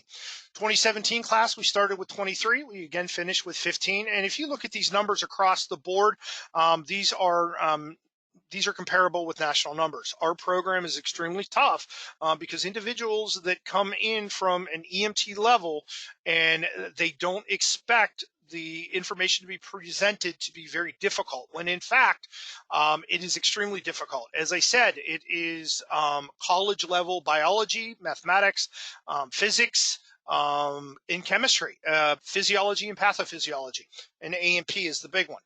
But again, of that year, we had 15 graduate and take the certification exam, and at that one, we had 14 individuals pass. All 14 of those individuals are working somewhere as a medic right now. And 2018, again, we started with 30. We're graduating 19, and again, at this point, this number has not changed yet, but this number is now 19 have passed, and we have 100% job placement. We just have posted that yet. That has to be up within a year of them graduating, and that'll be up. Right now, with this program, we started with 15. We're going to graduate. Granted, it is the COVID class, so we do have a couple that are going to be straggling because of that, but we're working with everyone and giving them extensions to complete everything. But we're going to graduate with 12 with that. So I'm hoping we're going to graduate with 12. The semester is not over yet. But this is every program that you will find on KHEP website has to have this somewhere. Another website that you should become familiar with is the COA EMSP, Committee on Accreditation for EMS programs. This is the subcommittee that reports directly to KHEP. So everything that we do has to meet their minimum standards. And we'll talk about minimum standards and competencies and everything else like that, because the COA has a minimum standard. I will tell you now, with Dr. Rehart's leadership and our stakeholders that we have, they expect more of competent entry-level practitioners than what the COA does. So we go above and beyond that. You'll see what I mean when we start talking about competencies. But that's two websites that you should become familiar with. Links to them are right here, as well as if you go to our open page on the PA College, you could find all this information too if you just type in www.pacollege.edu.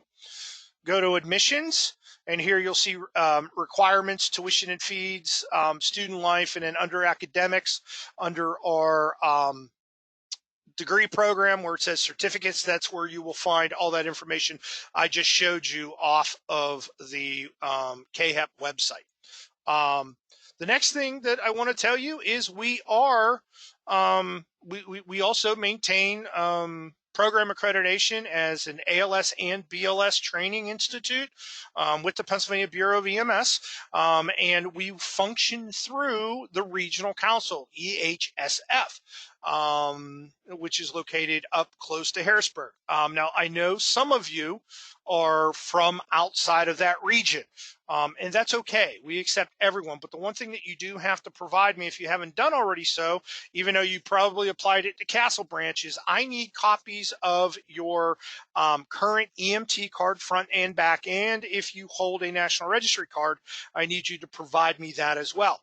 Now, even if someone is out of state, and your National Registry, please realize, because our program operates within the Commonwealth of Pennsylvania and our clinical and field sites are within Pennsylvania, you must have a valid and maintain that valid Pennsylvania EMS certification throughout your education. Because if you don't have that, you're not permitted to function as a student or as a practitioner without that certification. So if there's somebody that I'm not aware of as of yet that does not have a PA card, get a hold of me right away, because I can't have you start without that. All right. But there's all the information, again, that's available in the handbook that you guys saw on course site and everything else like that. Nothing on that information has changed. And again, as we've talked about, will you be successful? You can go to KHEP website and you could review that. All right. So as everyone said, it is a strenuous program. There is a lot of information that we give you per night, as well as stuff that you have to work on your own. This is a college level course. It is not all, work. I've got a wonderful sense of humor. My wife still, after 23 years of marriage, doesn't get it, but this is honestly like getting information in medic school. You have to go back, you have to review, and you have to come forward with it. Unlike nursing programs, which has prerequisites, you as an EMT have met one of those prereqs. You must be an EMT. 2, you must be at least 18 by the time of the program graduation. So technically, you could be 17 and be in this program. And 3, you have to have a clear criminal history, and you have to be within good physical shape, as well as you have to have a clear drug screening and all your shots. So some of you may have never taken algebra or chemistry in high school, and you're going to come into this program where it's expected of you to know basic sciences, whereas in the nursing program or in a PA program, you have to have that already. Because this is an immersion program, we teach it as we go. So that's something that you have to be aware of. This is not, the basics of A and P are very simple in EMT. As we progress through the higher levels from EMT to AEMT to paramedic, there's a lot more that you need to become aware of. So yes, this is true. So let's talk about expectations. All right. With that, what are your expectations? Well, your expectations are that you're current and good standing for your PA EMT. You must maintain your PA EMT throughout class, and there is no Con Ed for your participation in paramedic class. All right. This is your initial training certification, and there is no Con Ed associated with that. You're expected to attend the classes as scheduled.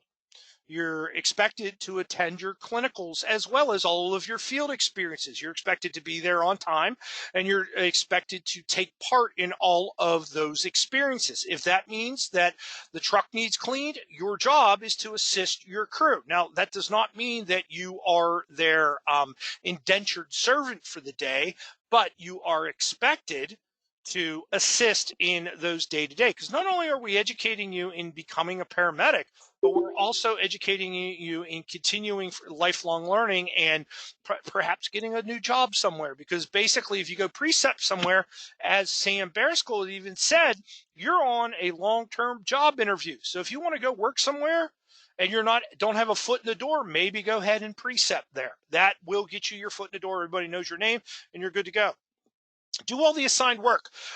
Yes, there are point values. I have learned through 20 odd years of teaching EMS programs that unfortunately, even though you are listed as an adult learner, meaning you're out of high school, that primary education, you're now in secondary education, and you're over the age of 18, that I don't need to dangle a carrot in front of you to get you to do things that you want or are here to do. So everything that we do has a grade average to it. And that all adds together to form your 80% at the end of the semester. If you choose not to do an assignment, that is on you. But please realize at the end of the semester, when everything is added up, if you don't do certain things, that may bring your overall GPA down, which then means that you are not going to pass academically into the next semester. Leave your egos at the door. All right. I don't care who you work for. All right. Honestly, I don't. I work for Lancaster EMS, and I have to leave my ego at the door of where I work. I did not practice in this side of the state. I'm actually from Western Pennsylvania. I have a different attitude and a different focus philosophy when it comes to EMS education than some other people, and that rubs people the wrong way. You and I, I'm sure, are probably type A personalities, and there has to be an alpha dog. I'm the alpha dog. Okay. You and I can disagree. We can agree to disagree. I will tell you now that you and I collectively and individually will not like each other by February, March, April, May of next year, because we'll be tired of each other, because you'll be ready to go. And we want that A-type personality as a paramedic out there, because we have to have that confidence while everyone else is running the other way. We need you to have that confidence in you to step up and help those people that call 911. So I encourage that a little bit, but also realize that, we're going to have to agree to disagree on some things, but please realize I try to be one of the most open-minded individuals out there. I understand that, we're going to have almost close to 30 people in this class with 30 different years of experience and everything else like that. And honestly, when I come into a class, I expect to learn as much from you, hopefully, that you learn from myself and my staff. And it's not just me. You will see the majority of me this time because of the online requirements and stuff like that. But as you heard from your predecessors, please realize that you need to touch and you need to listen and learn from everyone you come in contact with. And that includes your patients. The day that you walk into your station, the day that you go on a call that you think you know everything, honestly, is the day that you should quit, because you can't learn anymore. You know everything.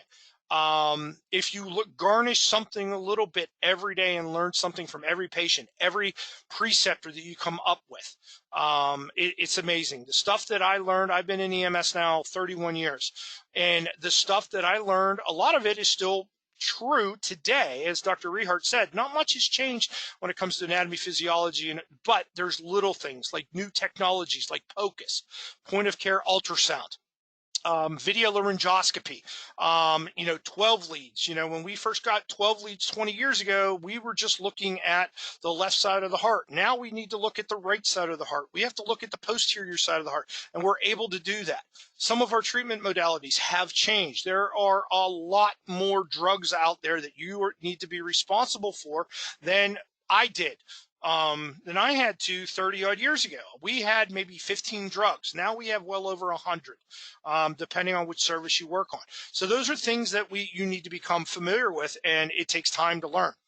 Be familiar with all appropriate policies. The new handbook won't be out until you log into Blackboard. I'll have the 2021 handbook, but on course site, if you've logged in, our handbook isn't going to change much. There's some stuff I got to add for COVID and some new clinical sites that I'll be adding to, but pretty much everything that you'll see there is tried and true. But you also have to go in once you get access to the portal, which if you look here, once you get access and through admissions and everything, you'll come up here to my portal, click on that, and wait, and then you'll end up coming here. And on this dashboard, this is where you'll be able to find all that information. And Bob and I will help you find that as needed. We also want you to be professional. We want you to be well-spoken, and we want you to be affectively grounded. That well-spoken also extends out to well-written.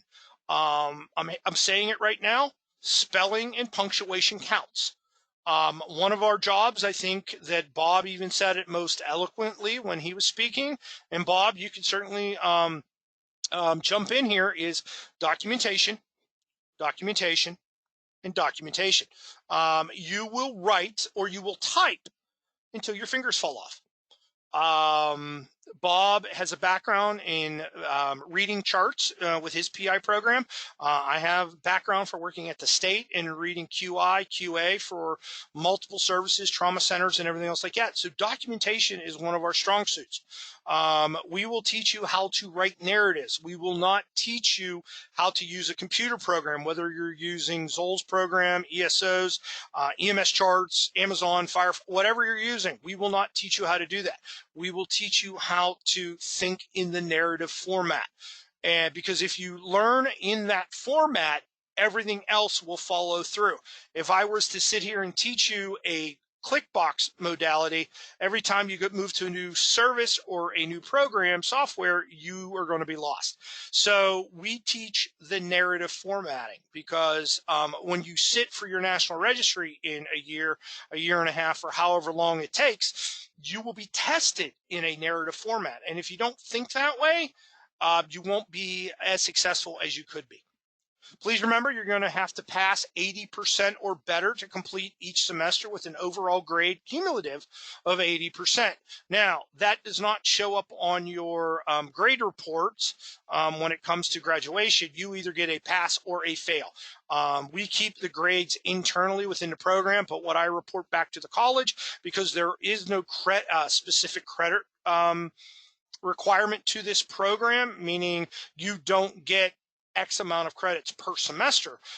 You will just get a pass or fail, meaning you got 80% or better. But we do have academic and clinical awards that we do give out at the end of the program toward those individuals who've exceeded or have shown the best effective and clinical aspects.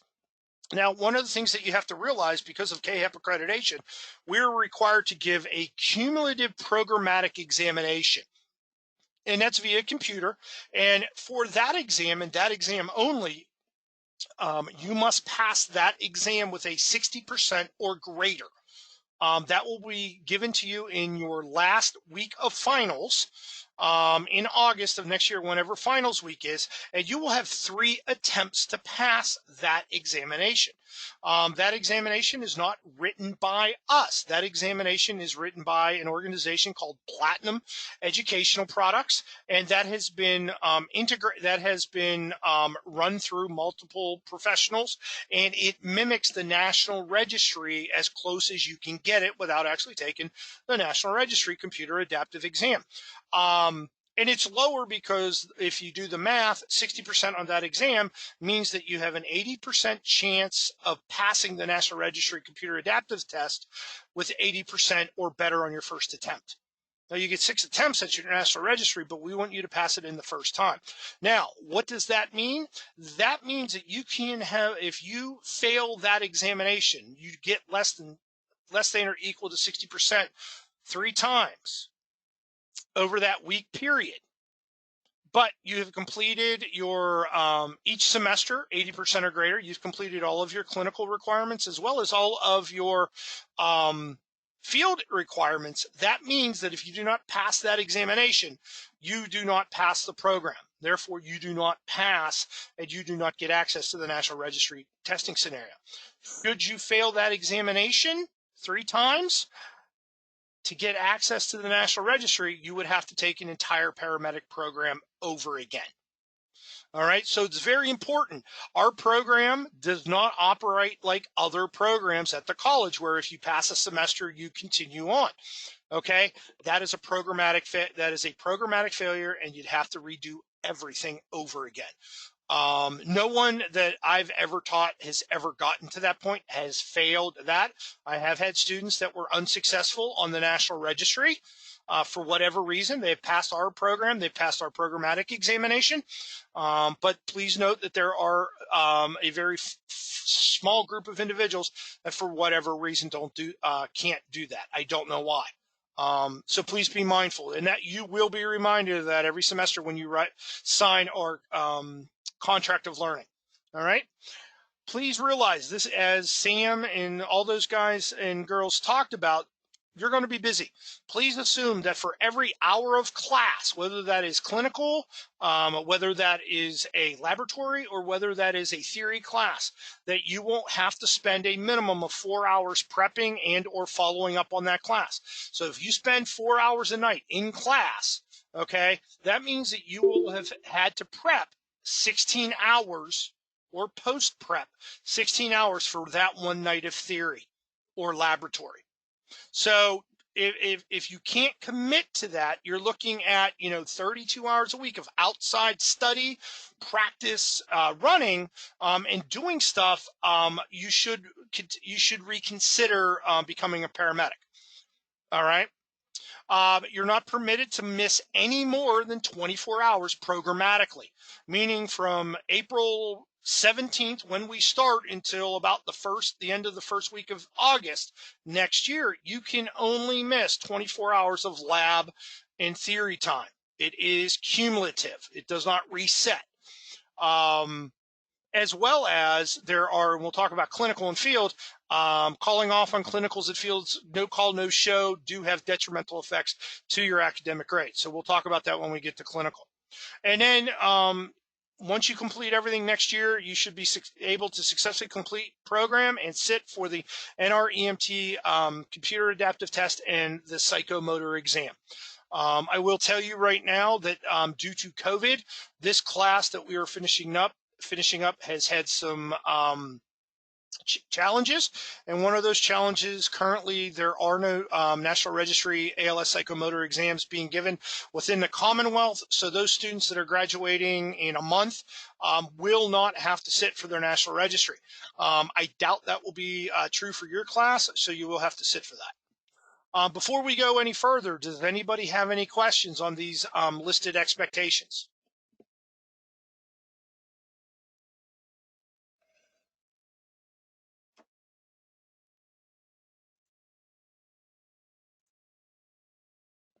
Okay, you're either scared or nobody has any questions. So things get serious. This slide is up here because one of my mottos is everybody wants to be a paramedic, or they want to think about becoming a paramedic until it's actually time to do the things that paramedics need to do. The transition from a BLS provider to an ALS provider is a lengthy one.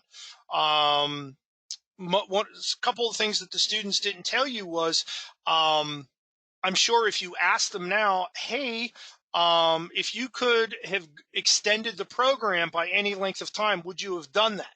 More than half the students that I query on that question say yes. I wish it would have been 16 months or 18 months. I didn't have time to get everything done. That's something that's, as you look back on things, is something that wisdom will teach you. You are all here probably because you saw, oh, it's only a 12-month program, when in reality it's an 11-month program because of the breaks.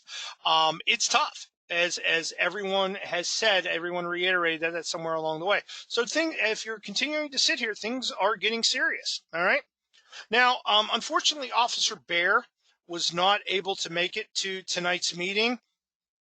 I sent everyone, they should have gotten an email from Chris's bio and information packet that I sent you. It was just a one screen information email from Chris, but Chris is our nighttime security guard. Chris is also a graduate of our EMT program, and he knows what it's like as well as a veteran of the, I believe, Bob, correct me if I'm wrong, but he is Army, right? Or was he a Marine? I can't remember. Is a Marine. Once a Marine, always a Marine. I'm pretty sure he was Army, okay, but I could be wrong. All right. But Chris is a wonderful guy. He helps us out as best we can because he realizes, we're there, from 5 o'clock until 10 o'clock at night. We have different needs than other students, as well as we are a different set of wants and needs. I've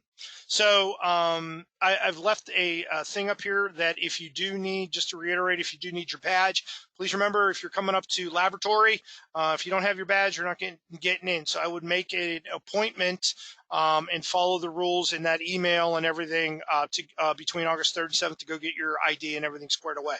I just want to let you know is that PA College utilizes Omni Alert. Once you get into the portal, I highly recommend that you go in and sign up for those alerts.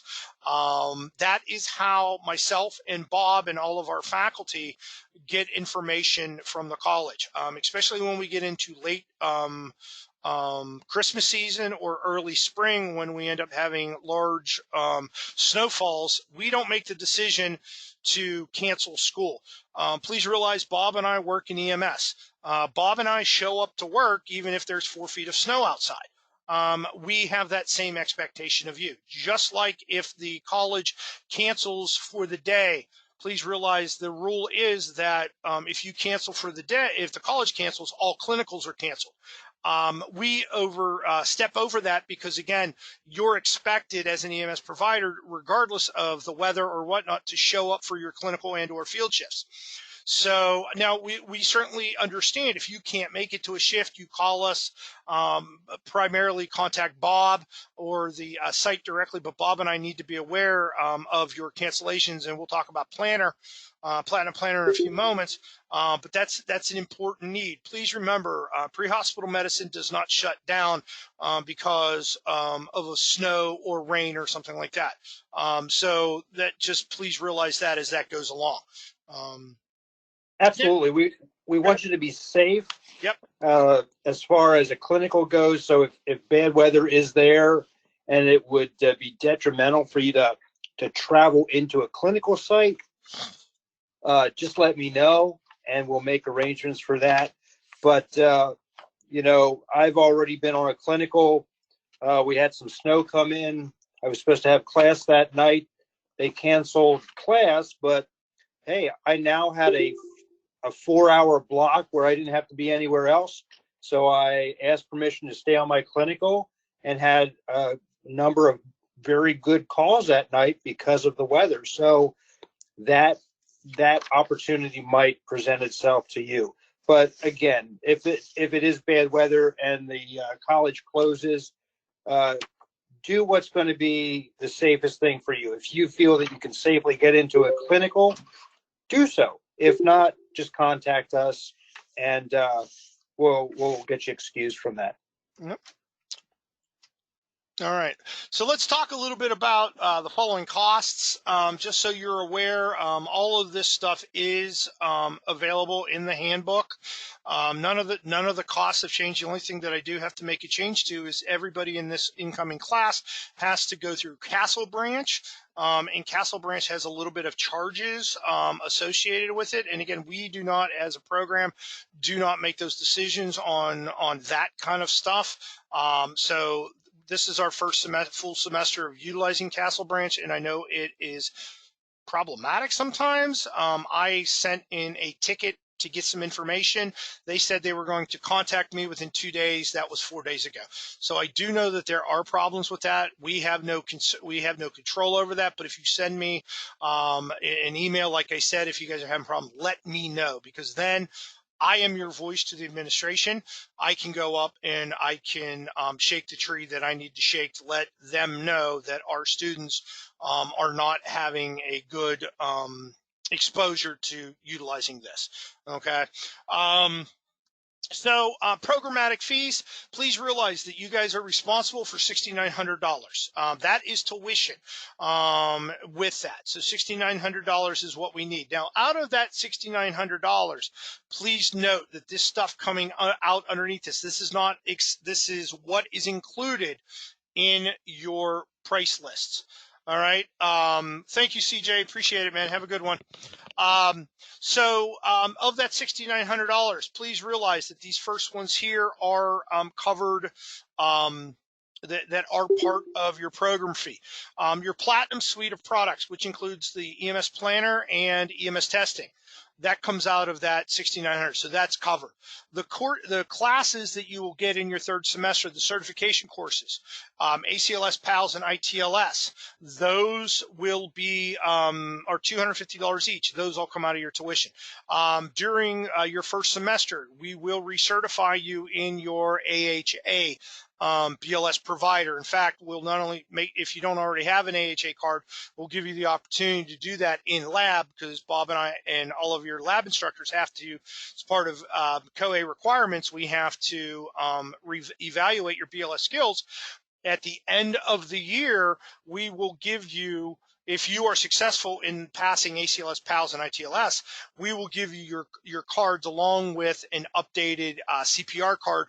That way, once you graduate, you will have at least 24 months from the date of graduation until you have to recertify those certifications, because everybody around here requires a minimum of ACLS, PALS, and CPR to work. So we'll help you out with that. Malpractice liability, that's covered in your tuition every semester. The college pays at a minimum $10 per student for when you go to clinical or field. If you have a medical negligence issue or a medical boo-boo, so to speak, and if you were to get sued, litigation ensues, there is a policy backing you up to where you or the service that you are working with or the hospital is covered. We have to maintain a certain amount of liability insurance, not only on you as a student, but also on Bob and I and John and all of my instructors. It does not extend to preceptors, but it does extend to in-house faculty and students. So please realize that goes on. Now, on the outside of that, Castle Branch and the college require you to have a pre-entrance physical. That's on your own cost. You're responsible for that, and that's just a general amount for a full physical with all required blood work and immunizations. Drug screening, you have to be set on, I believe it's 5 different drug screens. There may be a 6th. That is required to go to the clinical sites as well as other clinical facilities. Our contracts require us that you be drug-free and clear. Now, please realize that if you do have a medical marijuana card, that's acceptable. You're on your own. But please realize if you get drug tested, employers and the college also will see that. And if you do have a illegal substance in your system, the college reserves the right to not allow you admittance to the program. So please be mindful with that, okay? Your textbooks are approximately $575, and they're variable depending on where you go and get those. As we talked about earlier with Candace, uniforms are your responsibility, and that's a variable price, $51.49 to $61.49. That includes all the embroidery and whether or not you get short sleeve or long sleeve shirts. And again, I do recommend 2 shirts for you. We do not require you purchase any outerwear, but we do not allow you to wear any outerwear that has another service on it or stuff like that. So that's why I say get a long sleeve shirt or get something underneath that way. Because again, you guys all work in EMS, you're working wintertime, typically having a big heavy jacket on doesn't really work too much when you're in the back. And please realize you are going to be in the back of the truck. You're not going to be driving a truck. You're not permitted to drive a truck when you are precepting. You must have hands-on with the patient with a preceptor. So, you know, a long sleeve shirt or something like that would be appropriate. Blue or black pants, dark shoes, boots, stethoscope, watch with second hand. That's all your responsibility. Now, where it says dark shoes and clinical only, in the field, you must wear EMS style boots, you know, in that, you know, if they take a polish, they got to have a nice polish on them. Because again, 30 seconds of you being introduced to your preceptor to anybody, that is when they are going to make their decision whether or not they like you or not. And honestly, you walk around with unzippered boots that look like they've been through the wood chipper, speaks volumes, regardless of whether or not you think you are a good provider. The expectations and what you show your outward view of individuals will be greatly limit your progression.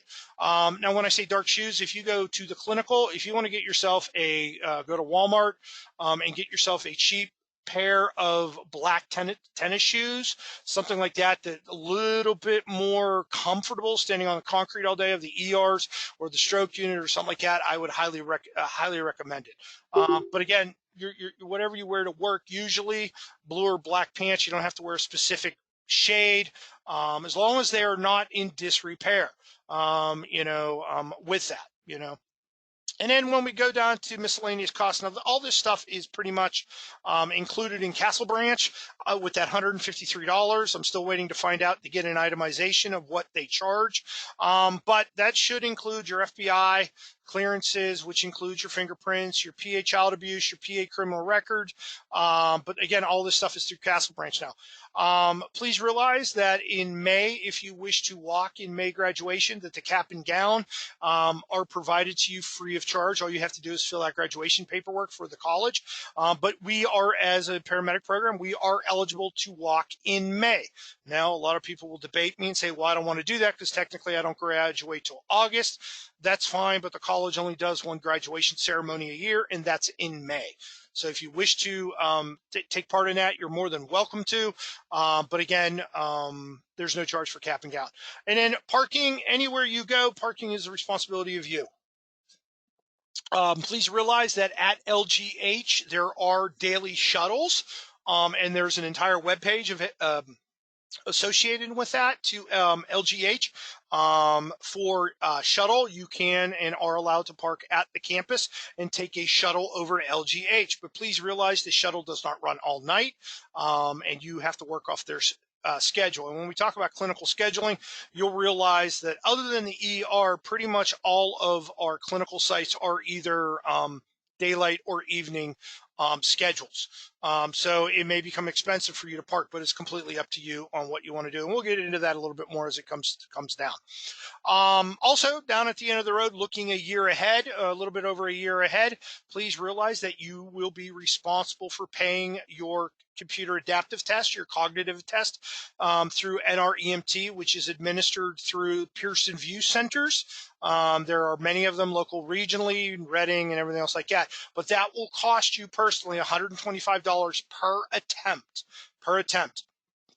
Now, for the psychomotor exam, we provide your initial psychomotor exam here at the college, usually about 3 to 4 weeks after you graduate. We prep everybody for that.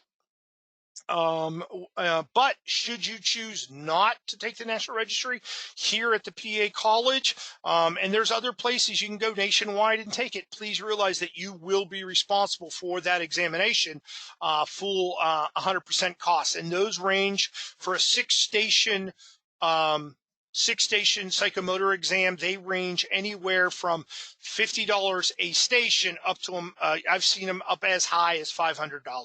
So you as a student would be fully and wholly responsible for that should you not take it here at the PA College.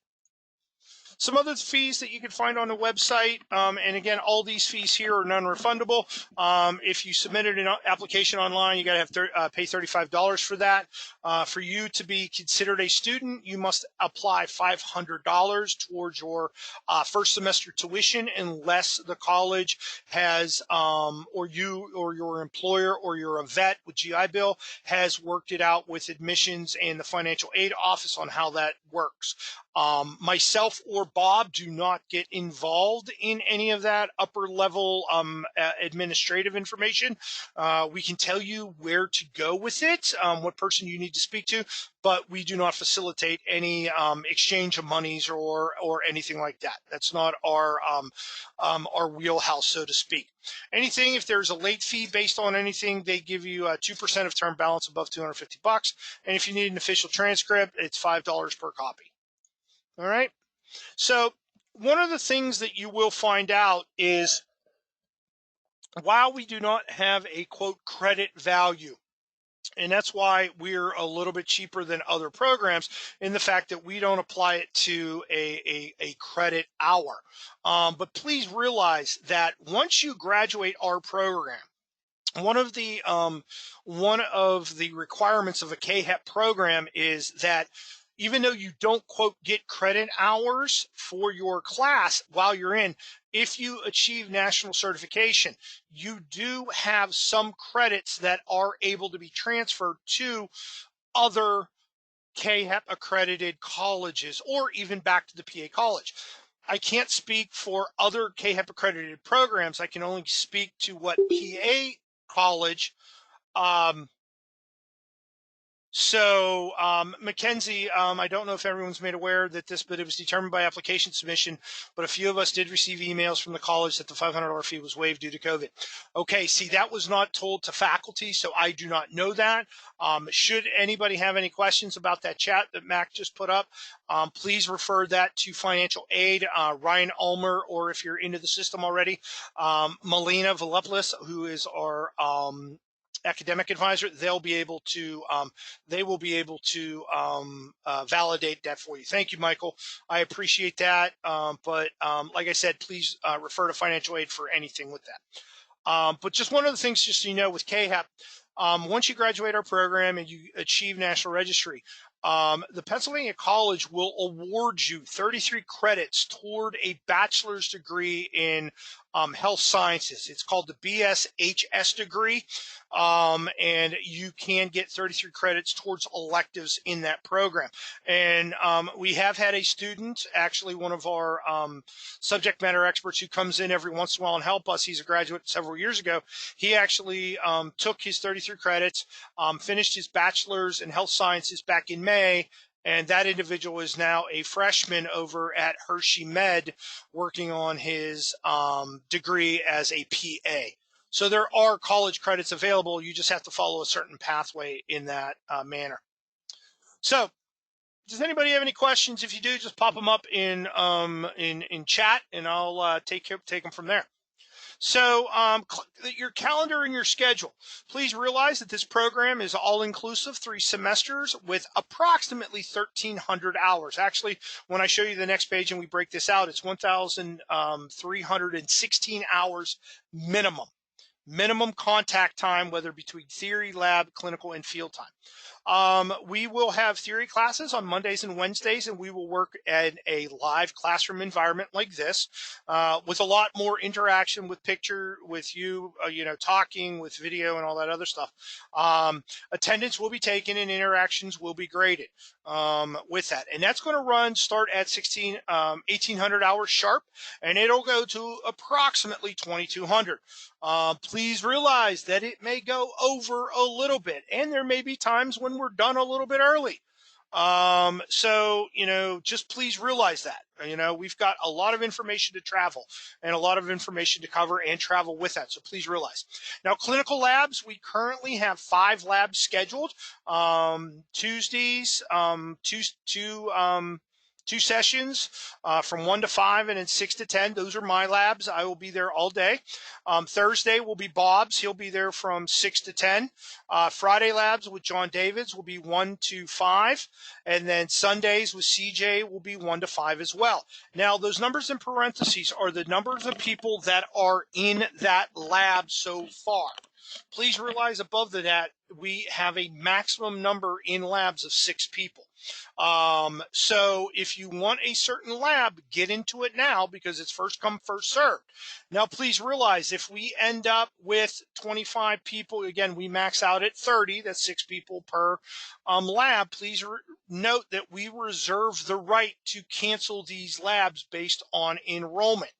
I will tell you now that if we only get 1 person into the Friday lab as of now, and these numbers were from about 9 hours ago, the Friday lab is going to be canceled with that. So you would have to readjust and go into a lab that has more people. So even with that, please realize that with that, if I'm looking at that, and we only get 2 people on Tuesday lab, more than likely that Sunday and that Friday lab are going to be canceled and moved into my Tuesday labs. We reserve the right to do that based on scheduling. So get in there now, get your pick. But please realize based on final enrollment, we may have to alter those dates, those labs. All right. So please note, because as everyone said about time management and scheduling, please realize that as of now, the only 2 days that are Saturday classes that you are currently responsible for are Saturday, November 7th and Saturday, April 10th. Those classes will be off campus. They will be at Lipstick, Lancaster County Public Safety Training Center. Your November 7th will be a introduction to vehicle rescue, and then your April 10th will be a day at the races, as I call it, but we will have round robin scenario based in the fire tower, as well as some other different scenarios and stuff like that. So these are the dates that are hard: Monday, Wednesdays, your labs. Now please note, your labs are Tuesdays, Thursdays, Fridays, and Sundays, depending on when you schedule, unless that is altered. Those labs are only in spring and fall and spring semesters, semester 1 and 2. This year, we were working to see whether or not we needed to add a 3rd semester of labs. And unfortunately, due to COVID, we were unable to work that because we got shut down early March. we're still hoping that we'll be able to do that, but just please realize, lab time, you come in, you get going, and you're there for 4 hours. So please realize that this was the first year that we're finishing up now that we actually use those extended labs because of KHAP accredited with that. All right. Yes, fingerprinting is something that you're going to have to find out. People are scheduling them late into August. Please realize that your Castle branch, as far as fingers and everything else like that, we've extended. I spoke to admissions today. No one's going to be removed from the program if they can't get a fingerprint day. We're working with that. Unfortunately, with the COVID stuff, trying to find a Identigo location is problematic, but they're gradually opening up, and we will work for you. I just need you guys to keep me in a loop if you are having issues. All right. So here we have one of my favorite, Peter Griffith. And when I say that you're in class from 1800 to approximately 2200-ish, please realize, we understand that you're going to go someplace where you've got things to do. Now, if you have to go to work because you're working night term because your employer's giving you off those hours and, on lab, theory, it's not a big deal right now because you'll be all online. But please realize, we're keeping you there and we're teaching you things. We're not trying to get you to roll your eyes because we don't think we're doing anything, or we're just trying to, get you to 10 o'clock. We are imparting knowledge, and it's your job to sit there and be attentive and learn that knowledge. If you have to go somewhere, you're an adult, go somewhere. Okay. Do that. Get up, excuse yourself from the class, tell the instructor, hey, I got to go early or something like that.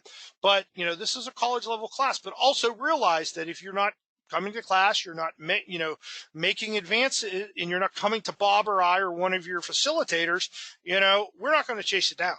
This is a college level course. You want to come, we will bend over backwards to teach you. And you'll hear me say that a million times. But if you don't show no interest, or if you show, that you're not interested, do me a favor, don't come.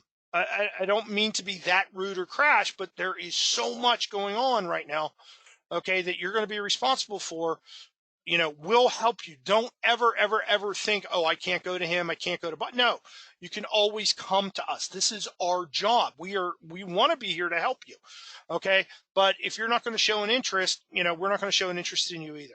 All right. So be mindful of that. Mac, Ian, Kevin, thank you guys. If you know anything, please set it up. Let me know. Send me an email. I'll send it with everybody. Now of that 1,316 hours, we have it broken down where there's clinical and field shifts. Now, please realize there is a difference between a clinical and a field shift. Please realize that when Bob and I refer to clinicals, that means you are going to a hospital. That means you are going somewhere that has 4 walls around you and does not have an ambulance associated with it. No wheels. When you look at your field shift, that means you are wheels on the bus and they go round and round. So please realize that. We're going to get, and Bob's going to have more information with this as we move along when it comes into the semester time. But your clinicals and field shifts, for the most part, are going to be scheduled through what is known as Platinum Planner. We're going to be working. Bob will help you, but we're going to set up schedules in there. All right. No, not yet, Carly. We have to wait until final weeks of enrollment, and we're going until that, and because not everybody that is registered currently, they still have some other things to get with Ryan with. They're not showing up in all the roster. So, I mean, right now we've got 26 people potentially coming into this class. So if that works, everything's going to be full, but there might be some situations where maybe not. After listening to me for 3 hours, 4 hours, somebody may decide they don't want to go to this program, and that's fine. But again, we may end up, having to modify that. Don't worry about it right now. I'll reach out to you if we do. All right.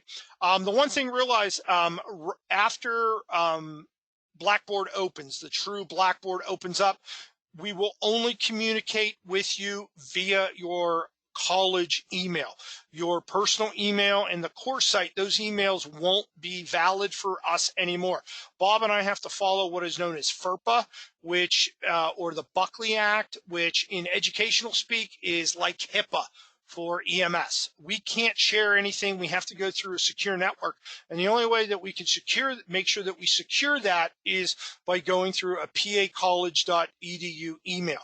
And that goes for my email as well as Bob. Bob, your email is rho18@pacollege.edu. Mine is rmpearson@pacollege.edu. Until you're actually enrolled and the semester starts, we are available to use your non-PA College email, but I know some of you don't have access to that. And that doesn't kick in, honestly, until that first week of school. So that's why I like to tell everybody that. Please realize that we'll talk a little bit about the programmatic calendar, but we do follow the PA College of Academics, which means we work off semesters. We work off 17 weeks, 17 weeks, and then 12 weeks. So that means a lot for you, because during those breaks, you are not permitted to do any clinical or field time.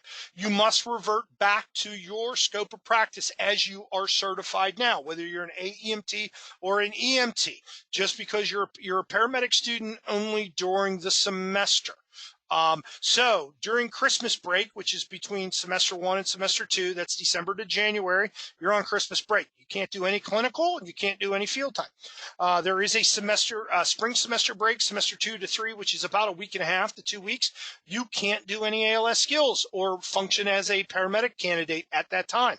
And once you graduate from our program, you can no longer practice the skills that you have learned as a paramedic candidate until such time as you become Pennsylvania certified, which means that you may be nationally registered, but until Pennsylvania gives you that little card and you show up online as being certified as a paramedic within the Commonwealth of Pennsylvania, you are not permitted to do any skills outside of your current scope of practice. Should you choose to do that, you will be, the college will be notified, the federation will be notified, as Dr. Rehart, not only as the program medical director, but also as the regional director, and it will be notified at the state level. And you can potentially lose your certification for practicing medicine without a certification and or license. Because I have students that say, oh, I'm going to go do this. My paramedic, while I was an EMT, said I could start an IV. No, you are not. Even if you are, I will speak specifically to LEMSA employees. If you are not a third person and functioning as a paramedic candidate, if you're working in MICU, you are not permitted to utilize your skills of a paramedic candidate when you are on a truck working as a MICU EMT. You are functioning outside of the scope of practice. You put yourself, you put me, you put Dr. Rehart, and you put your service at risk for a lawsuit for practicing outside of your scope of practice. I'm very stringent on that because I have seen individuals, program directors, as well as medical directors, get into a world of hurt. So just be mindful of that. We operate within the boundaries of every rule and regulation there is. So if you want to go out and work outside of what is legislatively and legally responsible for us, go ahead and do so, but you will do so at your own peril. All right. We have also, please realize that when we start talking about things, and this gets clear as mud, I understand, but it's something that you will learn as you go along. We have what are known as programmatic versus semester requirements when it comes to our clinical and field requirements. And we'll get into that much, much more than what we're doing now. Please realize once you get to the portal and in the handbook, we will have our academic calendar. Our first day of the term is August 15th. Our actual first class is August 17th, that Monday. We will then go till December 4th with that. So after December 4th, you're not permitted to do anything until we come back January 9th.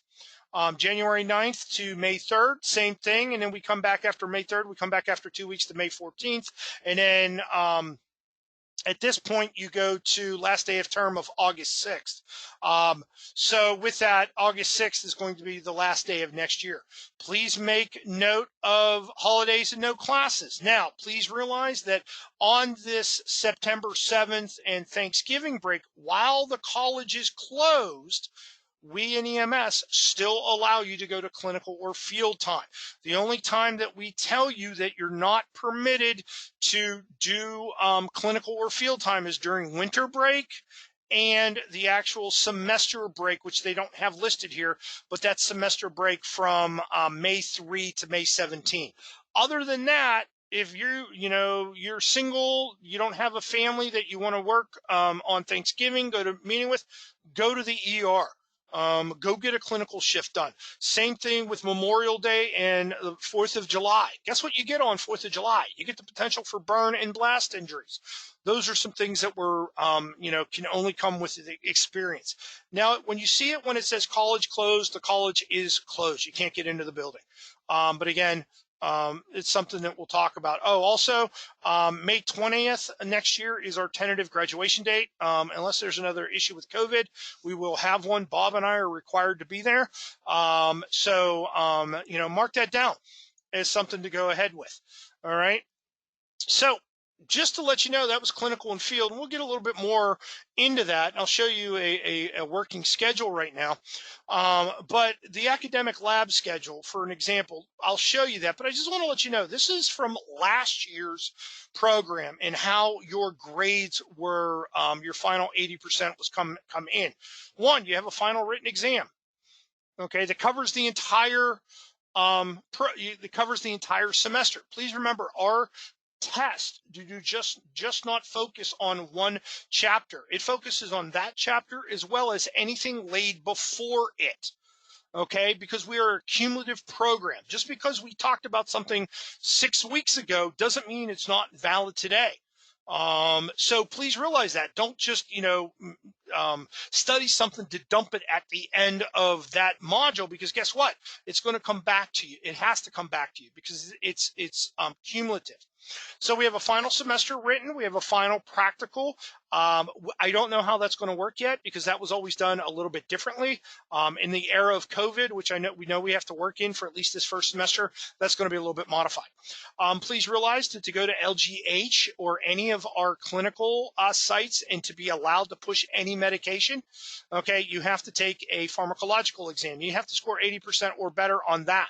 Now that 80% is not included in your overall grade because you can take it as many times as you like until you're successful, but you have to do that. We have multiple EKG quizzes. Those will be given in lab.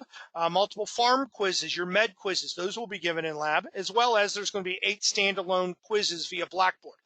We're going to have 5 module exams. You're going to have to do a slight research project and present it online midway through the first semester, and that's for Gathering of Eagles. You're going to have to write me a resume. If you don't have one, you'll get one. But you'll have to do a resume. You're also going to have small projects like the artery, vein, and lymph project, the diorama. We'll provide you with all the information that you need for that. Once you get into the field, Bob and I will review your at least 2 of your submitted EPCRs. You're going to have to do IS 100, 200, and 700. Even if you didn't know, I know everybody's going to say, well, I already have those. Guess what? You're going to have to redo them.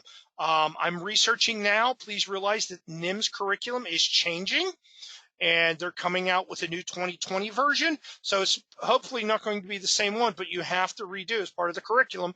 You're going to have to redo the modules again, because again, I'm not going to be the one, oh, you did it 3 years ago. That's great. Oh, guess what? You failed 4 of those questions on your national registry. No, you're going to have to keep up and do that, recertify. All right. The journal review, we used to do every first 2 semesters, you would have to write, I would give you a clinical journal, and I would review that at the end of the semester. I'm thinking that's going to go away because I'm not going to see everyone unless you're in my lab or if I make a special trip to your lab. We're going to be replacing that with online discussion boards. So like you've been practicing and doing things in course site, that's what we're going to basically be doing. Only now when you move over to the Blackboard and into class, those are going to be graded. I don't know how we're going to do our anatomy pig lab. That's when Dr. Rehart comes in and we get a whole bunch of ribs, pig ribs, lungs, and we do an A&P lab. I don't know how that's to work this semester. I'm still working on that. Some other online stuff that you're going to have to do, protocol updates. Even if you've done them, you'll do them again. with that, because regardless, everybody works in PA. If you have a current employer that did not require you at an EMT level to do an ALS protocol update, you're going to do it. With that, you're also going to do some online chemistry programs through the National Fire Academy. Those are self-paced learning, but that's going to be your chemistry that goes along with that.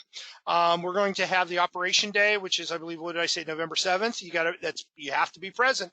If you don't get 100%. 100 points for that. You also, and the big one for the year is for each first and second semester is the, I'm sure you've talked with some of your coworkers and they talk about their dread for the flat student project. But the flat student project is the only way without having a true 8-credit 2-semester A&P class. I can guarantee and assure that you guys know your anatomy and physiology. So we'll have flat student projects, but again, that's something that you'll work on throughout the entire semester. And then I also have here simulation day. We work very closely with our School of Simulation, and we work with Lehigh Valley and their PT program and AT program, and we do all-day simulations with them, and you're all responsible to take part in that. I don't know when those days are going to be. You can see I copied this from last year. We had one on October 3rd, 2019. But with COVID, I don't know how that's going to work. So that may or may not be in your final grade. With that. But new for 2021, as I said, we're going to have online discussion boards. We're going to have clinical discussions, which everyone's going to be required to do. Those will be graded, and we are going to have a 3-semester project where you are going to actually build an ambulance service. You are going to look at financials. You're going to learn what it's like to take a step out of the provider's seat and understand what it is to own and or operate an ambulance service, all the way down to how much an IV catheter costs, all the way up to labor hours and FTEs. It's going to be a virtual thing. You'll work in groups and everything else like that. But again, it's something to build up to give you a step up on everybody else, because as you want to move on, you'll need that information. Mark your calendars now for next year. While this seems ominous now, 1 year will go ahead very, very quickly. Plan on the weekend of August 22nd or the weekend of August 29th, more than likely the Sunday of that weekend, for your psychomotor exam. If everyone is successful, and as I said, I have 26 people on my roster. If all of you are successful, more than likely we will have to split that psychomotor exam into 2 days. With that, we can only utilize about 18 people in there a day. So we might have to split that up. So don't plan on any vacations during the month of August next year, please. Okay, as we prep ahead. All right. So in our classrooms, labs, and ladies and gentlemen, if you have to go to the restroom, please do. I'm trying to get everybody out of here by 10 o'clock. Now, let me share with you here, one moment. Let me bring up there it is.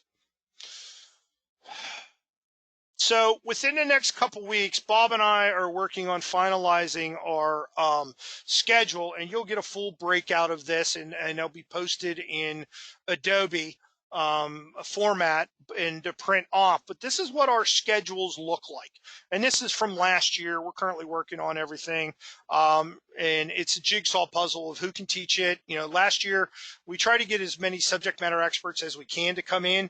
This year, unfortunately, it's very difficult because not a lot of people know how to teach online. So we'll be working with that. But as you can see here, when you look week 1, week 2, week 3, and when you look at Blackboard, things will be broken down by weeks to where you can go get all the reading material and everything. But we break down into the stuff that we're going to be talking about. So for week 1, we're going to do, again, we're doing a lot of orientation now, but again, we're going to do a lot of stuff. We've got a lot of paperwork to get through. We got to walk you through Blackboard. We're going to walk you through Planner, and all that other stuff. week 1, 2, and 3, we're not, week 1 and 2, rather, we're not going to have any labs. So you won't be needing to show up on your lab day. We won't start doing that until week 3. And at that point, you'll have to come to campus during your lab time. But again, as we start going here, we're going to break down, and there's going to be a lot of reading assignments. You know, I'll put readings up here as well as assign it via the attendance board and everything else like that. But again, we're going to give you everything that you need, and it'll be up to you to time manage, do everything down the road. Realize that, you know, Monday we won't have class. Even though it's online, we're still not going to have class. So please realize, even though that first week, Monday will be Labor Day, we will have lab on that Tuesday because these work from Monday to Sunday. So if you're in a Sunday lab, you show up that week of that lab. And this is what we'll be covering. These are the chapters of the books. Please realize I can't put every reading because they're, you know, we practice evidence-based medicine. So if there's a new article out or if there's side reading to give you, that may come out in an email or an assignment and says, hey, read this. One thing that you do have to read in that first week I have to give you is Accidental Death and Dismemberment, the white paper of 1966, which laid out for us where we are almost 50 years later. You know, EMS agenda for 2020. All that stuff's going to be up online for you to read. But we will progress through everything here. We'll have when things are due, everything else like that, and we'll go through Blackboard and we'll show you how you have to upload your assignments. Everything is electronic. You have to upload things in either JPEG format or PDF format. I can't accept things in Apple or Docs. I have to have PDF, and there are free programs out there for you to use, as well as JPEGs. But again, all of this stuff is time sensitive. We move really, really quick. After week 5, as Candace alluded to, right in around week 6, once we get you done with doing your physical assessments and get you doing assessments, you're going to be released into your first clinical is going to be respiratory. And you're going to go with a respiratory tech, and you're going to start listening to lung sounds. All right. Once you're done with that, then we're going to clear you for the ER, because once we clear you for the ER, one of the things that you're going to want to do is not only assess your patient, but also you're going to want to start IVs. So during this time, you're going to be teaching and learning how to do IVs, as well as in your lab, you will be doing IVs on your fellow students. So please realize that in those mornings, make sure that you drink a lot of water, make sure those veins are nice and puffy, because prior to you going out and being cleared for the ER shifts, you're going to have to get at least 5 live IVs. And we'll practice on mannequins, but you got to get over your jitters and do them on a live patient. So please realize that. And then as you progress throughout everything, that's when you'll start doing more and more as we teach you skills in lab. As you show us basic competencies in that, we will release you to do them in the field. Okay, so this is, and then, cardiology is the time that we spend the most on, cardiology and respiratory and all that other stuff. So this is just an idea of what our schedule looks like. And as I said, we'll be using Blackboard a lot. Almost every day you'll be accessing that. We'll go through that. You'll be using Platinum Planner and Scheduler. Platinum, if you look at to get into Blackboard, you'll have to log into here, and here it'll say Blackboard Course Management, and from there it'll take you to one of these pages, and it will show you your Blackboard. Now, the one thing that we started doing this year was the course site, and guess what? Course site is the free version of Blackboard. So if you've gone around and you've had access to that Blackboard course site, which you guys should all be familiar with if you've logged into it, this is what your landing page looks like. This is what your Blackboard will look like. You will have places in there for books. Here are the EKG books. Here is your pharmacology book. Some other stuff I put up, your math review. All of this stuff will be duplicated over in your Blackboard site with a whole lot more that you'll be responsible for. As we talked about, clinical sites, LGH has specific clinical competencies that we must cover. Those will be available for you in Blackboard first week that you'll have to do, as well as some other stuff, as well as there will be outside online learning that you'll have to do if you have contacted me and you want to go to UPMC. There's paperwork and requirements for all that. If you want to go to Brandywine, paperwork and requirements for all that. I'm still waiting to hear back from a couple of the clinical sites that you have requested. They have not gotten back to me on whether or not they will participate. The big question we're waiting for is whether or not Hershey is available to us.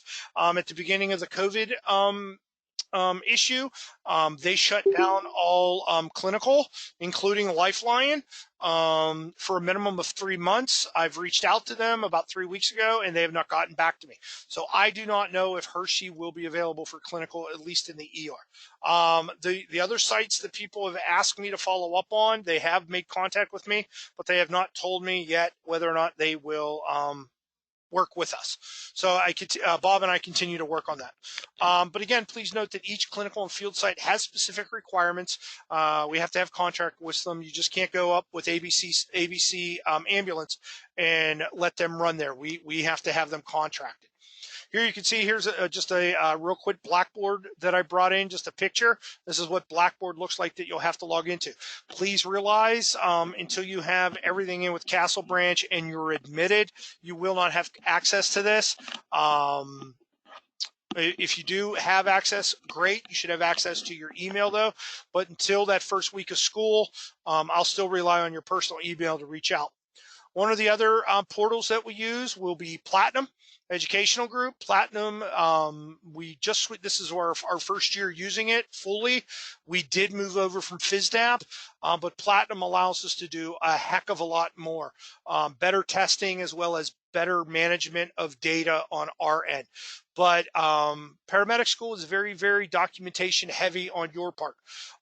So I've already assigned a bunch of learning stuff for you in course site for you to watch videos on this, but you won't get into this probably until second week when lab starts. All right. Let's talk a little bit about going just from, 1,316 hours.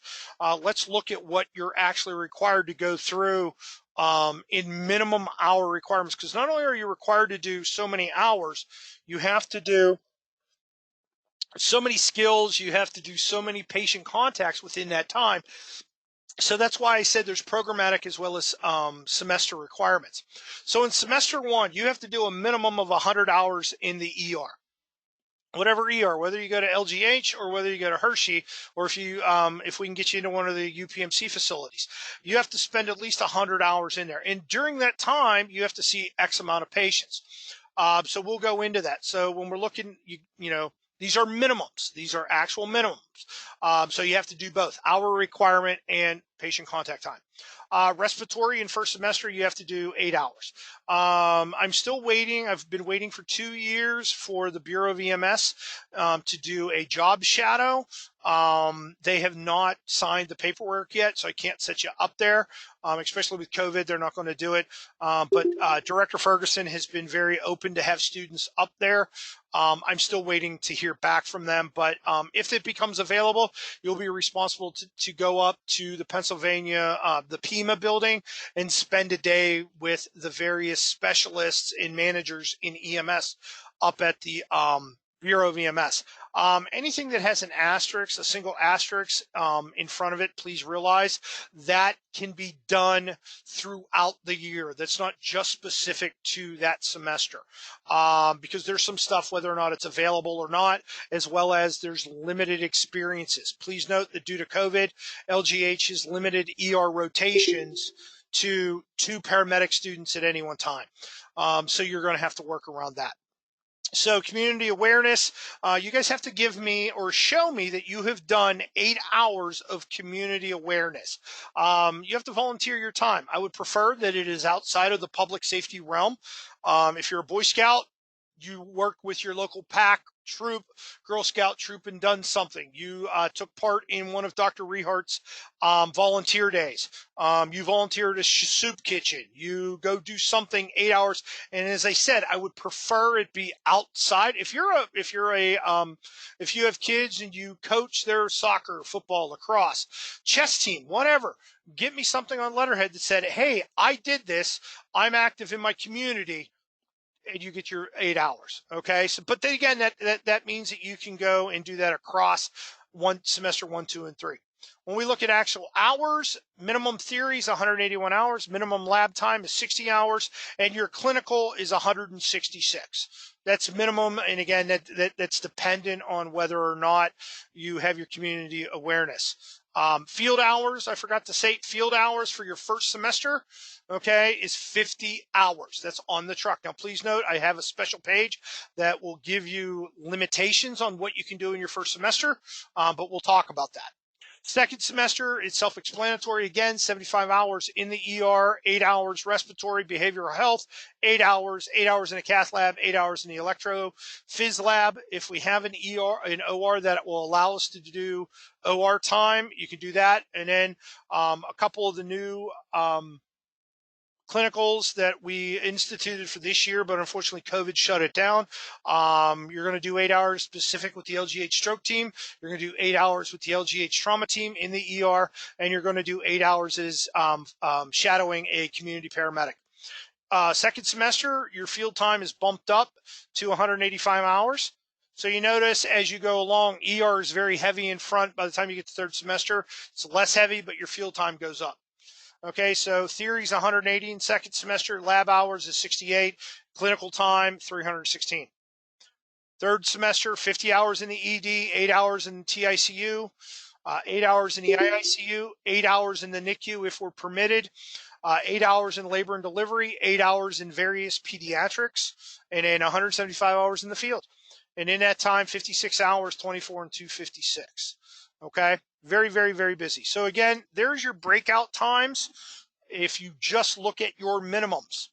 Okay, please realize that during this time, you're expected to meet all of your competencies and field experiences listed. And I'll show it to you and it'll be presented later on. By the end, from day 1 to day 365, you have to present to us a minimum of 99 ALS calls.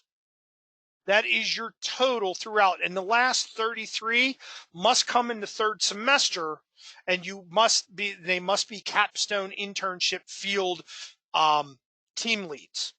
Okay, this is a KHEP accredited requirement. So the one thing that Bob and I will tell you, document every call. I don't care if it's a transport. I don't care if it's a refusal. You should document every call, because at the end of the year, if you don't have those 99 ALS calls, we will accept 10% of BLS, as long as they're good BLS. Please remember, you're a paramedic student.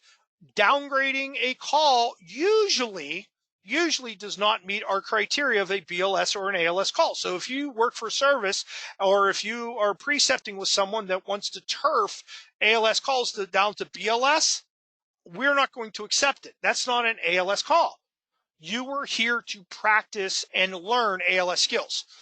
So if you want to run with somebody that you know is a good medic, but they have an issue of BLSing calls, even if they are, please realize more than likely those are not going to count towards your 99 ALS call minimum.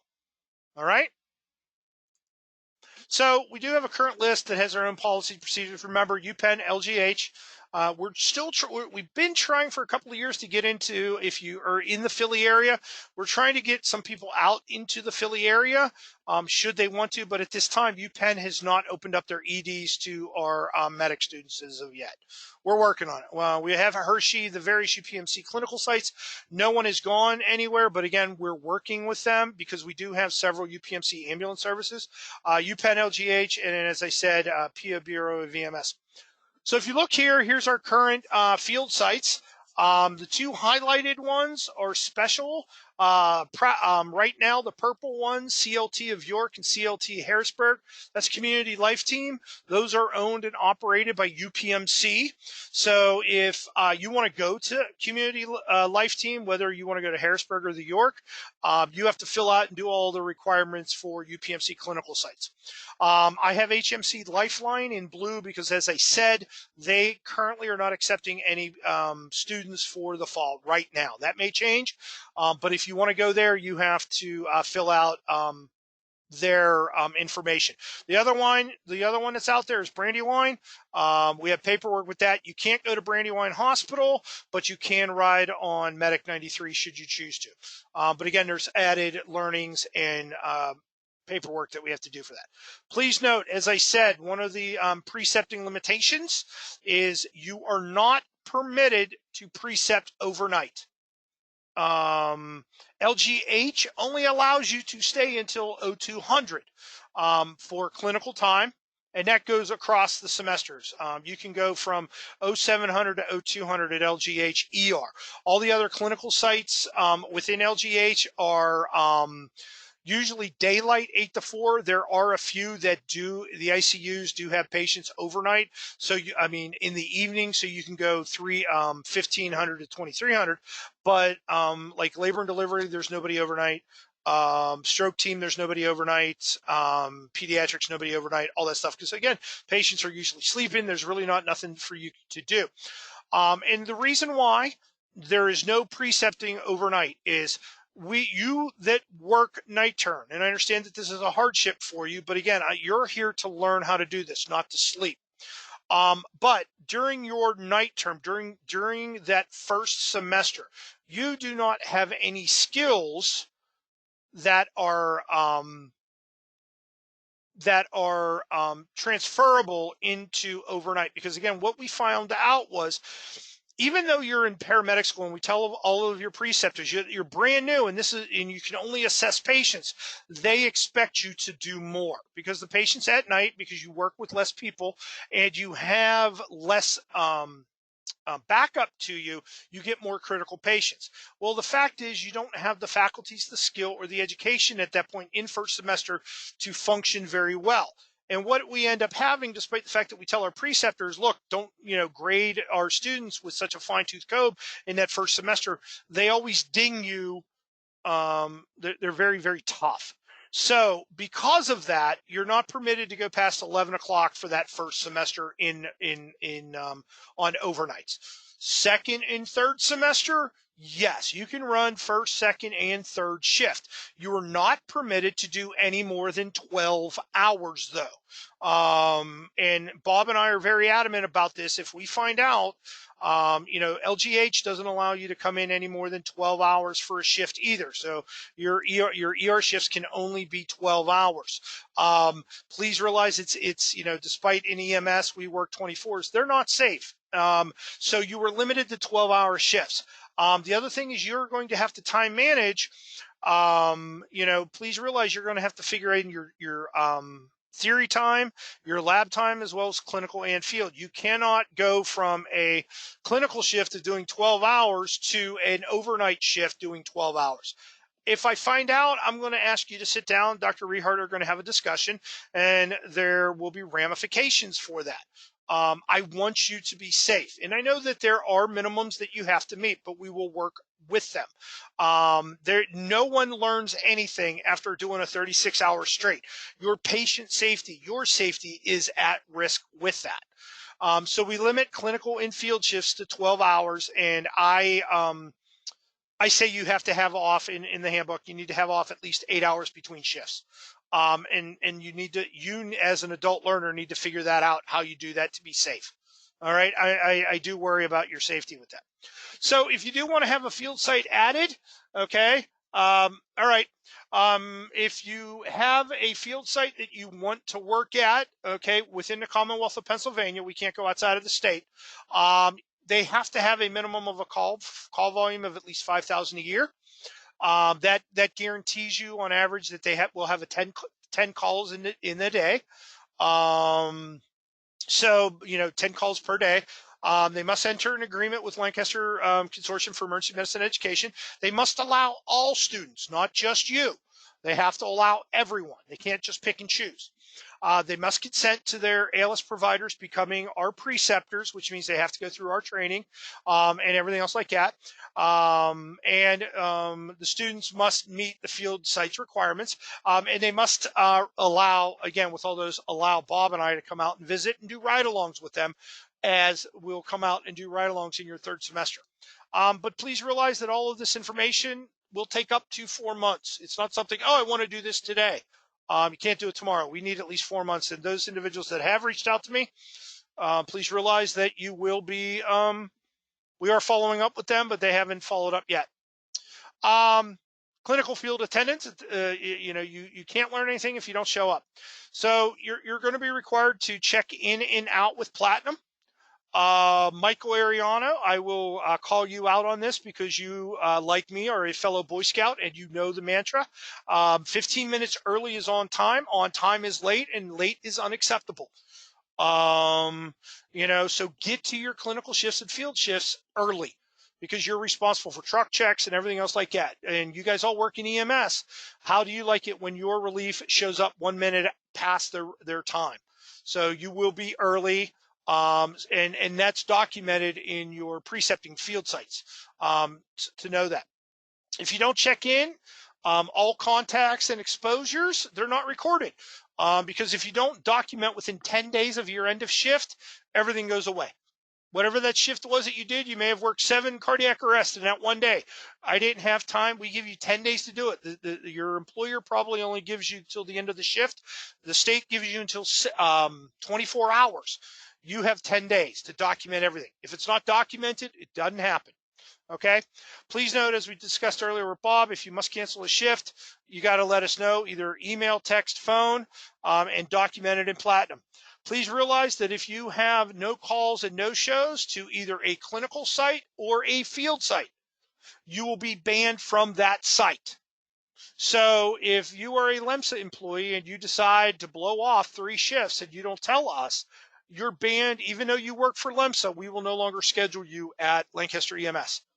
That is across the board. If that happens in an ER, you schedule up at least 2 weeks before you show up. Time management skills are not the greatest. And you blow off 3 shifts and you took a shift away from somebody else, because the shift that you sign up for, okay, is a shift that's taken away from somebody else. If you don't show up and do something, you get 3 shots at that. Okay. And I've only had to do it twice throughout my entire career. But imagine if you only do your time at LGH. Guess what? You no call, no show the LGH ER 3 times. You can't go back there for the rest of your education. You have to go find somewhere else. And if there is nowhere else, you can't complete the program. So please be mindful of that. So your clinical field attire, shoes and boots, as we talked about, they'll be kept shiny.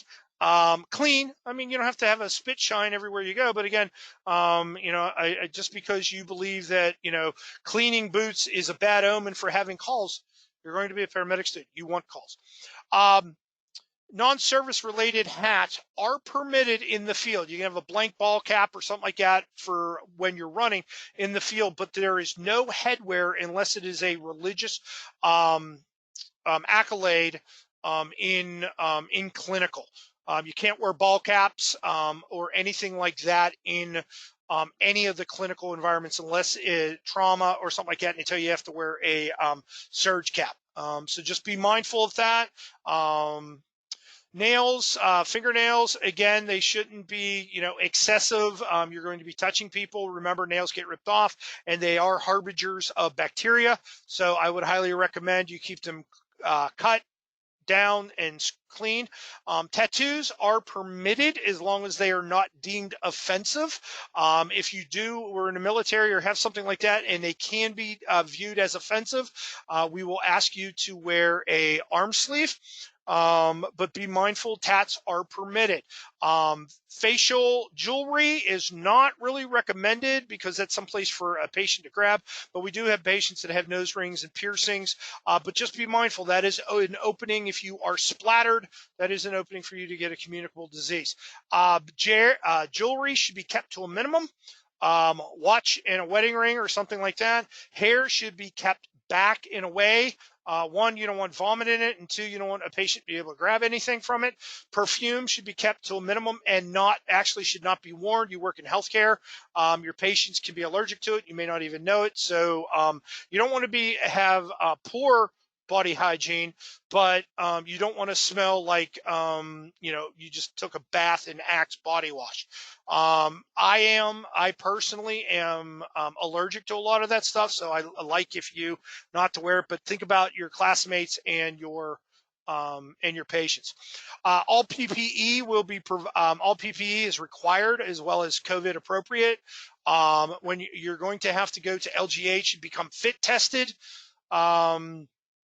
I apologize for the misspelling there. It's not testes, it should be tested. You're going to have to go to LGH before you even begin your clinical or field time and get fit testing because you'll be using LGH's equipment and it's different from your employer. Safety glasses or face shields or whatever will be worn when you are within an arm's reach of every patient. I don't care if it's a little grandma, a BHE, or something like that. Facial protection in the form of glasses will be worn. That's at a minimum. And if you wear, like myself, I'm ocularly disabled. If you wear these style glasses, I will give you side shields. You don't have to get, but you will, and you can get them at ProLook. You can go to Home Depot, or you can even get them prescription if you have to wear them. But they will be. I'm a real big safety nut. Okay. Please realize that any injuries or anything that you do, Bob and I are the first ones going to be at the hospital.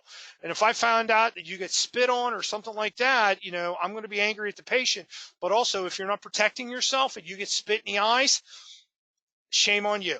Okay, you have to become responsible for that. You have to be an advocate for not only yourself, your partners, but your patients, but you most of all, because you need to go home free and clear from any funky monkeys, which is my general term for viruses or bacteria, any communicable disease. I don't want you going home and having to follow up with health services the next day and be on a prophylactic immune suppressant or something like that. Okay, just because somebody else was mean, because we know everybody's out there looking to hurt somebody in uniform. So be mindful.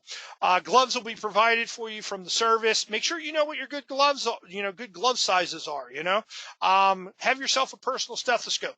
You don't have to go out and buy a master cardiology or something, but get something that you can hear out of. Also, stethoscopes are not to be worn around your neck. Okay. It is a safety issue. That's basically a collar. Someone can grab you and drag you down and everything. So get used to putting your stethoscope somewhere other than around your neck. Buy a stethoscope hanger, put it in a pocket or something like that. I know it's cool to walk around with it, but it is a safety issue, just like large earrings or long hair or something like that. Make sure you have a good supply of pens. We'll talk about safety too with that. Make sure you get a good watch that has a second hand. And the reason why, I know everybody here likes their electronic watches, but the problem is when you go and take your national registry, you are not permitted to have any electronic devices in the testing scenarios. So if you've been using an Apple Watch or anything your entire year, you're not going to be permitted to use that. There's also some tricks when we start learning about drips, about lidocaine and dopamine, that you can actually figure out the drip if you can imagine what a clock face looks like. So it has multiple reasons for using it. So if you're not into wearing an analog watch, do me a favor, go to Walmart, buy yourself a $15 Iron Man, Wonder Woman watch, Marvel character, Star Wars. If you want bonus points for me, if it has Darth Vader on it, I'll give you an extra point. Get into the habit of wearing a analog watch. Personal hygiene. I have excused students from the program or from class or clinical because, and I hate to have this discussion, but personal hygiene. Ladies and gentlemen, we are adults. I don't want to say this, but I have to. If your classmates complain or your preceptors complain about you having a foul odor about you, I will discuss it with you. So please be mindful. Shower daily. I hate to have to say that, but it does occur. Just be mindful of that, okay? But also don't go overboard with bathing in Axe body spray or whatever your favorite cologne or perfume is. Gluteal cleft. Now, for those that do not know what your gluteal cleft is, that is the area of your body that is located between your sacral region and your buttocks. That is the crack of your left and right buttock that show above your belt line. It's called a gluteal cleft. Please be mindful when you purchase shirts or you have undershirts. Please make sure that they are tucked into your pants. I am the son of a plumber. Okay. And one of the things that I've been afraid of my entire life is showing too much gluteal cleft. I have a student that is now emblazoned on local news because he was bending over at a scene and they had the flight helicopter fly in, and they show this young man bent over and he has his gluteal cleft on the national news for about 3 seconds, but we could pick that up. So please be mindful. If you're not used to wearing belts, get used to wearing a belt, because again, you may want to put things on those. Make sure they're tight. When you're on clinical and field, shirts need to be tucked into their pants. Make sure you get a shirt that's long enough. Okay, wear an undershirt. But again, it's one of those professional, personal hygiene things that I want to harbor. And hopefully I never have to talk about it again, but it's one of those things that I have to talk about. Classroom lab attire, casual attire, no shorts. With that, required PPE, safety glasses in lab as needed. Right now in COVID, if you're in the lab, we do have to maintain 6 feet apart. For within 6 feet, we have to wear a face mask. If you're walking around the college, you have to have a face mask on, and they take temperature checks and all that other stuff. No open-toed shoes. I know warm weather, people want to wear their Birkenstocks, flip-flops, especially when we're in lab. We've got a lot of heavy equipment and sharp, so be mindful. And your ID badge, anytime you're on campus, must be worn, as well as when you're in the ER. So just to go over, and thanks for sticking with me. Our labs are located in the second floor of the college.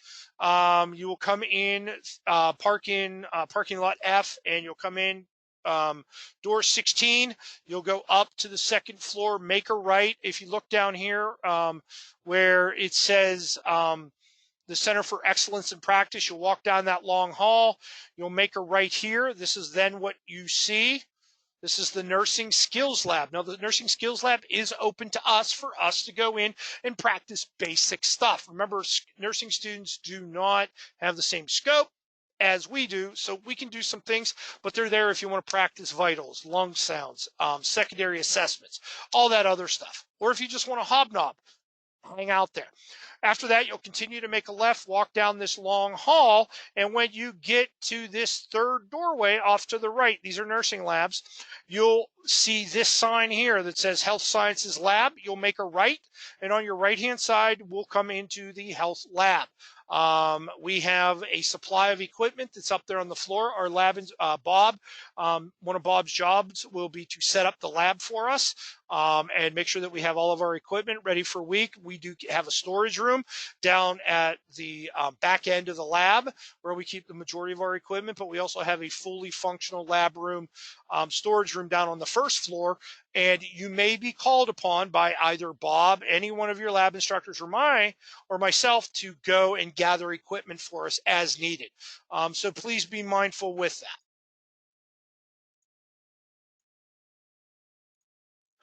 Just please, as we discussed earlier, this is a fully functional college campus. You are eligible to use any and all of the resources available to you. One of the resources that we have is we have a fully operational library. Okay, now we don't have a lot of books in there, but we have anatomical models, we have atlases, and some of the most common books. Everything's online, and it's through Blackboard and through our librarian that you'll be able to pretty much access any evidence-based medicine peer-reviewed journal or textbook out there for free. You just have to learn how to get through it through our website. So we'll talk about that later on. The other thing we have is a campus life and student engagement department. Stephanie down here, they do have activities during the day prior to 6 o'clock when you would get there. We also have a Starbucks, but Starbucks closes at 6 if we do have class. I don't know if they're going to be open post-COVID, but there's very few right now. There's none, but we do have a small cafeteria and stuff like that, but we'll talk about that a little bit more. A little bit more, what's our required textbooks? I've emailed everybody as well as via course site. Our textbooks that we'll be using is the 5-volume set through Dr. Bledsoe, and it's the 5th edition, Principles and Practice. Do me a favor, everyone. This book has been around for at least 4 years. Do me a favor. Go to A-Books. Go to Amazon or something like that. This brand new, I think, is about $300. In text, that you can find it cheaper. If you need some ways or need to know where to look outside of the normal follette or anything else like that, give me a call or shoot me an email. You can get these. Halfpricebooks.com is a wonderful place. But that and a good medical dictionary are the only 2 books that are required.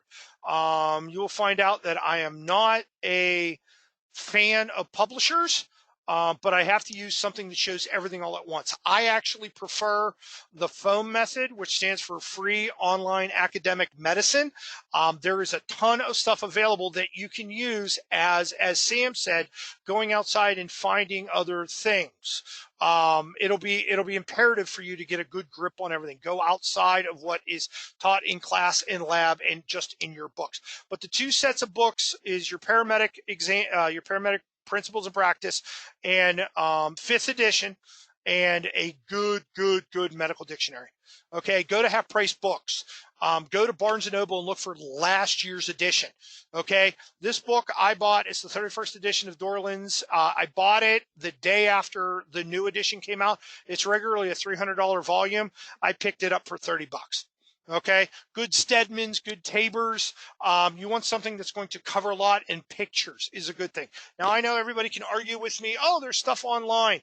There's something about having a book in front of you, being able to draw it, dog-ear it. There's research out there that shows online learners, okay, even if they get your textbook online, they're not using them properly, and your retention is limited. I do not recommend the online books. For several reasons, I won't get into that, but I do not recommend them. Please, please, please, you're going to be in this business for a long time. Invest in those 2 books right there, and you will not go wrong. I promise you, because everything else, I either loan it to you or I give it to you, or it's free of charge. Okay. Some of the other things, and again, these are some of the books available via the Blackboard or World Wide Web.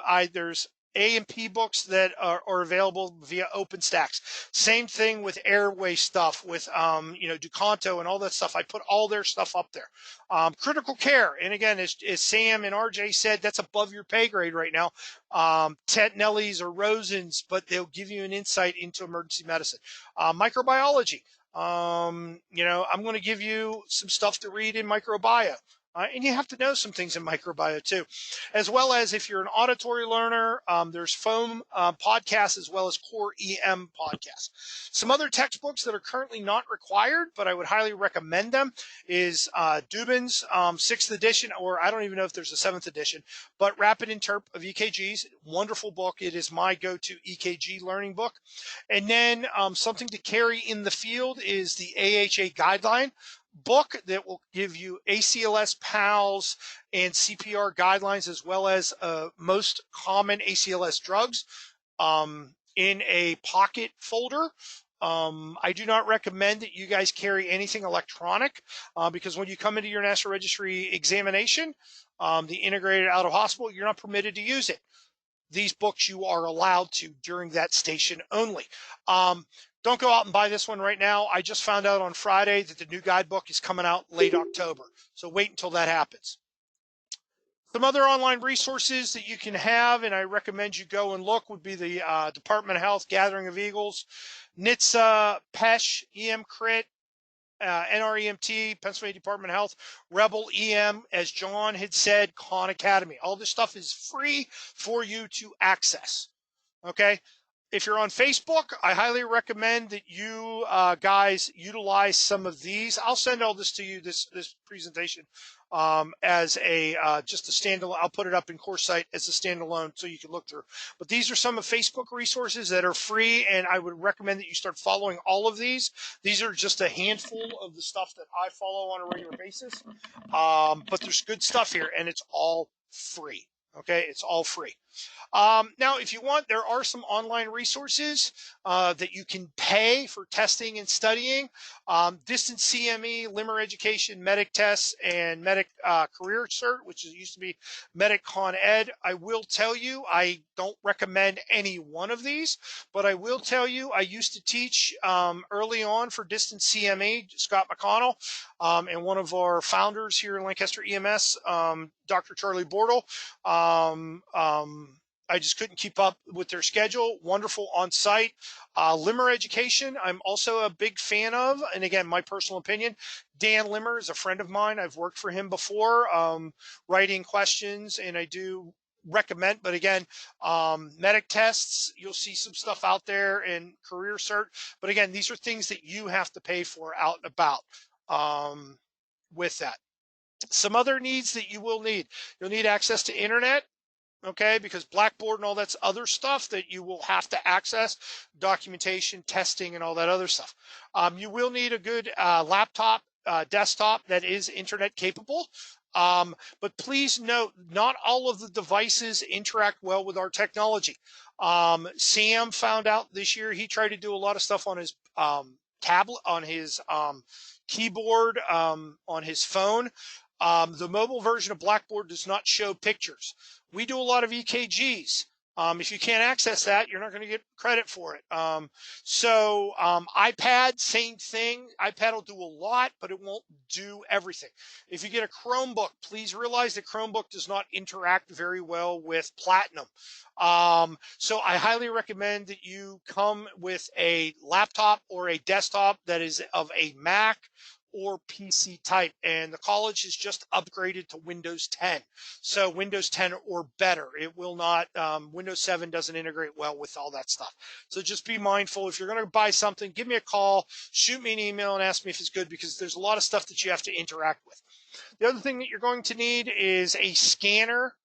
Access to a scanner, because all of your documentation is going to need, assignments are going to need to be either electronically filed, scanned in, or a picture of it. Okay. If you're at work, if you're a LEMS employee, all of our printers will scan in for you. You can utilize that at work, or if you have one at home, or there are free apps out there for your smartphone and or iPad or tablet. They are free. But there is some advertising to go along with it that will allow you to scan something document ready and upload it into Blackboard. Please realize that if something isn't signed, if something isn't documented, we can't read it. It comes back to you. And you know, if you end up not getting a preceptor to sign something, you're going to have to go get that signed. And if it's beyond the 10 days of your paperwork, that's going to go away. So you're held to some standards there. So please be mindful. And then a smartphone is helpful, but again, it's not required, but you do need to have those things going on. Please realize that the college does have 2 public accessible labs, computer labs, but in today's COVID arena, I don't really know how accessible they are. That may change as we go along. If you need help with this or whatnot, or need a little bit more info on this, please shoot me an email or Bob, and we'll help with you. Other miscellaneous, since we've already talked about CPR, it must be AHA. That is a college requirement. It must be AHA. We'll take care of that if you need it, but let me know. If CoreSite gives you, not CoreSite, but if Castle Branch gives you any problems with it, give me a call. All right. Clearances, FBI, E-Patch, Childline. Medical clearances, please realize everybody should be getting a fall flu shot. LGH requires it. If you don't have it, they will not let you into LGH. Please be mindful. Email accounts, once we start school, you got to use your email account from the PA college. Now, I'll reiterate this, but please realize that your pacollege.edu account is only good for 3 months after you graduate. After that, it expires and deletes itself. So when we talk about enrolling in this class on your PA registry, please don't use your PA college. Use your personal account. That's the only problem. I have to use it while you're in school, but after that, it goes away. So please be mindful.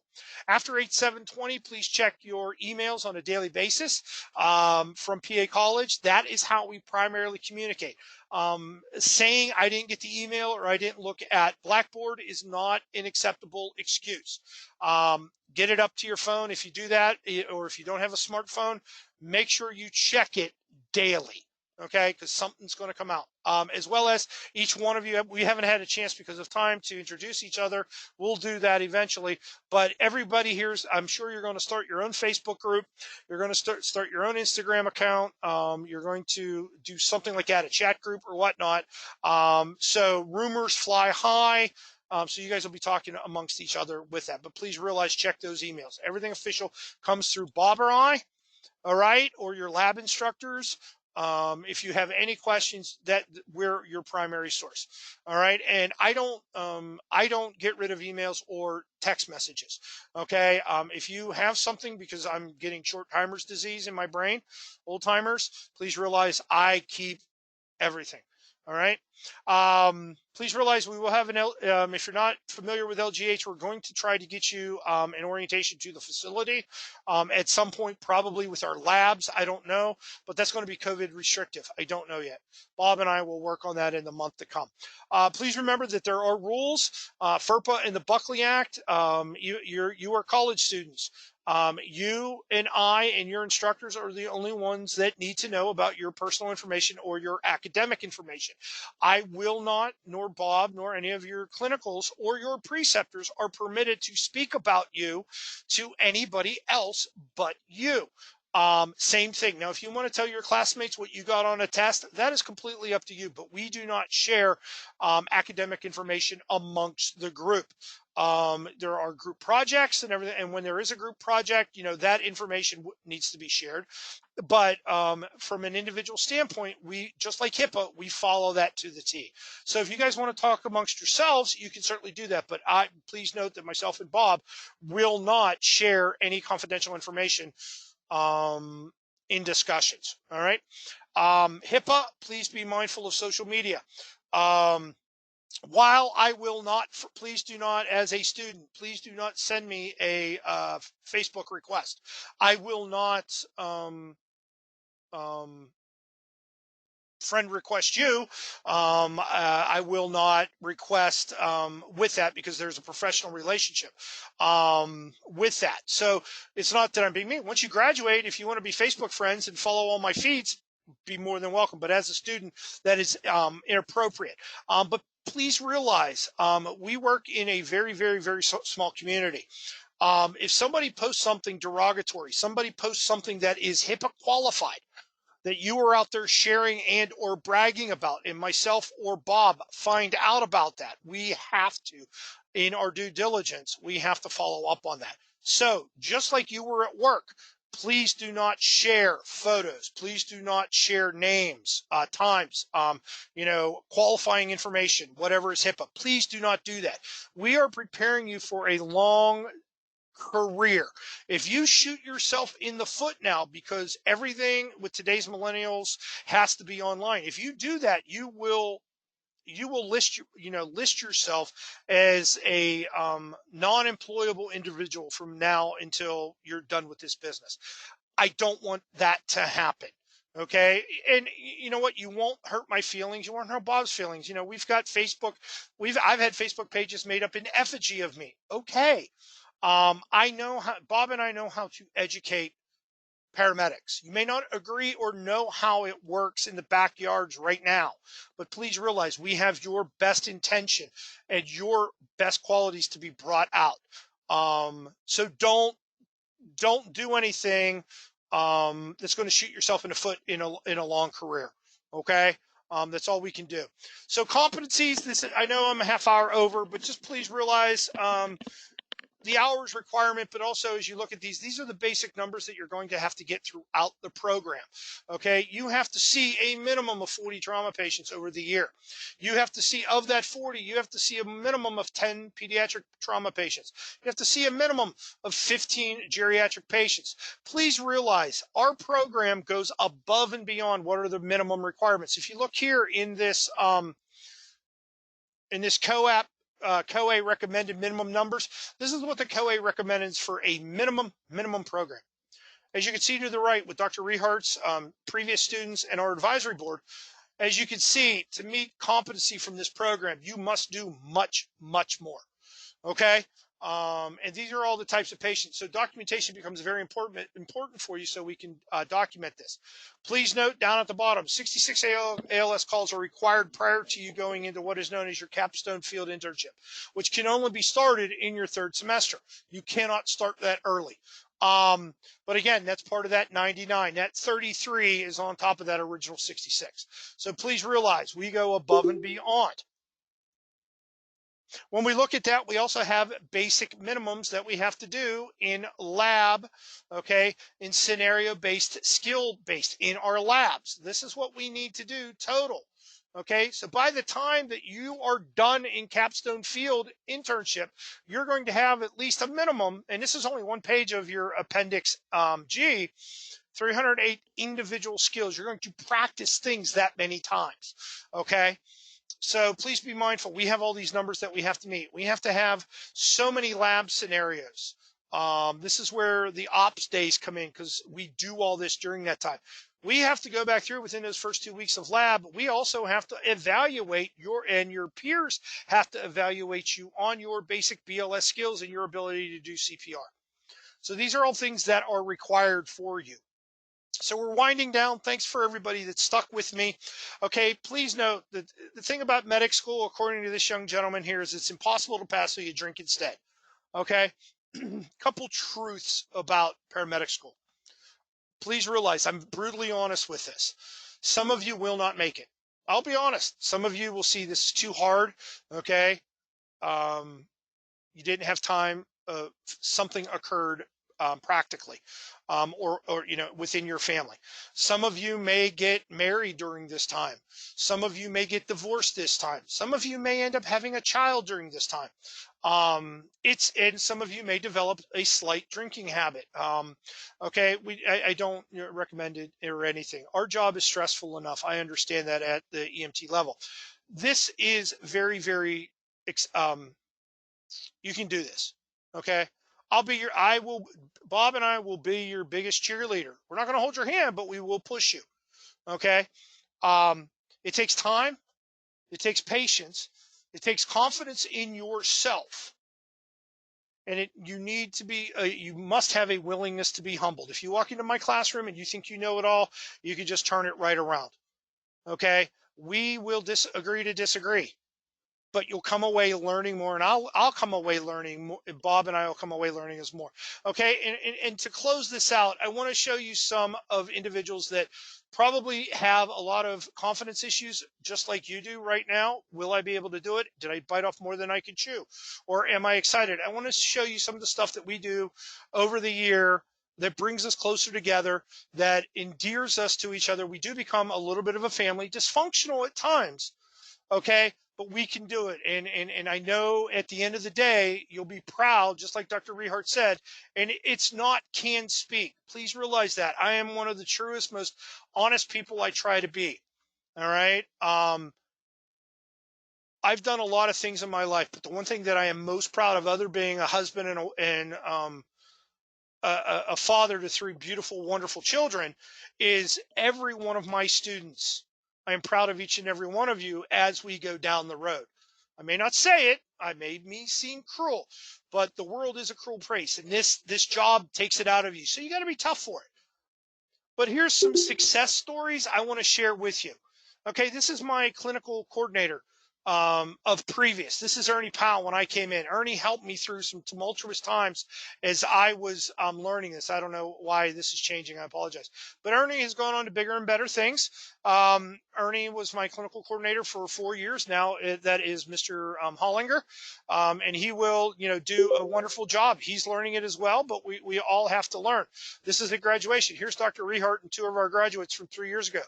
Christy Brenneman and John, Bob, help me out. John House. John House. He's working for Montgomery County now. But that's Dr. Rehart, right? He's Chester or Montgomery County. I believe he's Chester. Chester, okay, but that's at graduation. Okay, here's some of the stuff that we do as part of our operations day. Some of our previous EMT program graduates that Bob taught until we have shelved the EMT program. But this is our operations day. There's Dr. Rehart. He's out there with us. One of our skill instructor, Richie Rush, one of our old timers there. Rick Kennard, Dr. Rehart up there helping us out through a scenario in a silo, doing stuff, practicing in real world education. Again, here we can see graduates from 2 years ago practicing our scenario in the burn tower. And here you can see one of our graduates from 2 years ago. Actually, somebody had commented that Ryan Rager. Here's Ryan here. Here's his brother, Josh. Josh is finishing up this year because he left last year to go work at Prince George. He's finishing up his stuff. And again, you're trying to manage work 2 jobs, medic school, clinicals, and maintain homeostasis and not die. We know. We're going to work with you, but we need you to show up every day. And here's some more of our graduating seniors that we had. My first class that I finished up with. Please note, some of these individuals are now supervisors and operations specialists. Jessica and Christine are supervisors here at LEMSA. This guy right here, he's working for the federal government. He's in nursing school. Here is Calvin. Calvin is that individual that graduated and is now in PA school. All right. Here you can see the group. There's John. There's Matt. There's John. Shayna. This guy here is in med school. Colin. Matt. Brad. These guys are all out there working. This was the 17-18 class. Becca is now working for Kansas City EMS. There's Richie Rush. There's Mike. Mike's working for Newcastle. Josh, he's a supervisor up at First Aid and Safety. Christian Ryan no longer works in EMS. He's actually he's a state trooper now. Gary Jordan, Vonnie Luck, she's from New Jersey. She made the trek every day. She basically lived out here. She was in New Jersey. Josiah and Dawn are now medics here. And here's my class from last year, Bama. There's Jordan. Sam, he's down in Prince George or Montgomery County or something. Here's one of our full-time employees, Addie, Allie, and all these guys. There's Ryan. All these guys are out working now as practitioners somewhere along the way. And then here's this class. These were just taken this week. Please note that, because of COVID, I've had to split labs up. But here's RJ. There's Sam. Okay. Here's Tori. There's Brandon. Brandon got married this year. There's the other Sam. And here we have Ryan, Sam, Mort, Suspenders, and Maria. So these are my graduating students this year. And then here's my attempt at a very bad, because they were taken over 2 days. One was sunny, the other was rainy. But here they are in a Photoshop. So those are my students. So again, thanks for sticking with me tonight. And Bob, do you have any final parting words? Have a good night, everybody. All right. I'm appreciative of that. We got through it. Any questions? Bob and I are available. Shoot us emails. Please realize that Bob works part-time with this. I'm full-time. Most of you that have texted and or emailed me, if it's not overnight, I usually get back to you probably within 10, 15 minutes. So please feel free to do that. The easiest way to get a hold of me is my cell phone. With that, we are not on campus, our offices, so everything rings through our cell phones. But again, the email is the easiest. All right, it's 10:37. You guys get 37 minutes of extra credit. Does anybody have any questions for me at this point? Did I scare anybody off? No, you haven't. All right. All right, everybody. I would certainly at this point like to thank you for your time and your consideration. And again, in this, if you have any questions with Castle Branch, if you have any problems with anything, you need any assistance, please let me know. If you haven't already logged into the course site, please do that. There's stuff coming up there. Like I said, the discussions, all that stuff's going to be moved over to your live Blackboard site beginning of the semester. So if you haven't done a discussion point, start doing them now, because you're going to be under the gun and there'll be point values to them when you get over there. If you've already done them, you won't need to redo them again, but please realize, everything's graded. It's all a test and everything counts. Until I meet and greet you guys again, please be safe, play nice with everybody, and good luck. I look forward to meeting everybody in real life.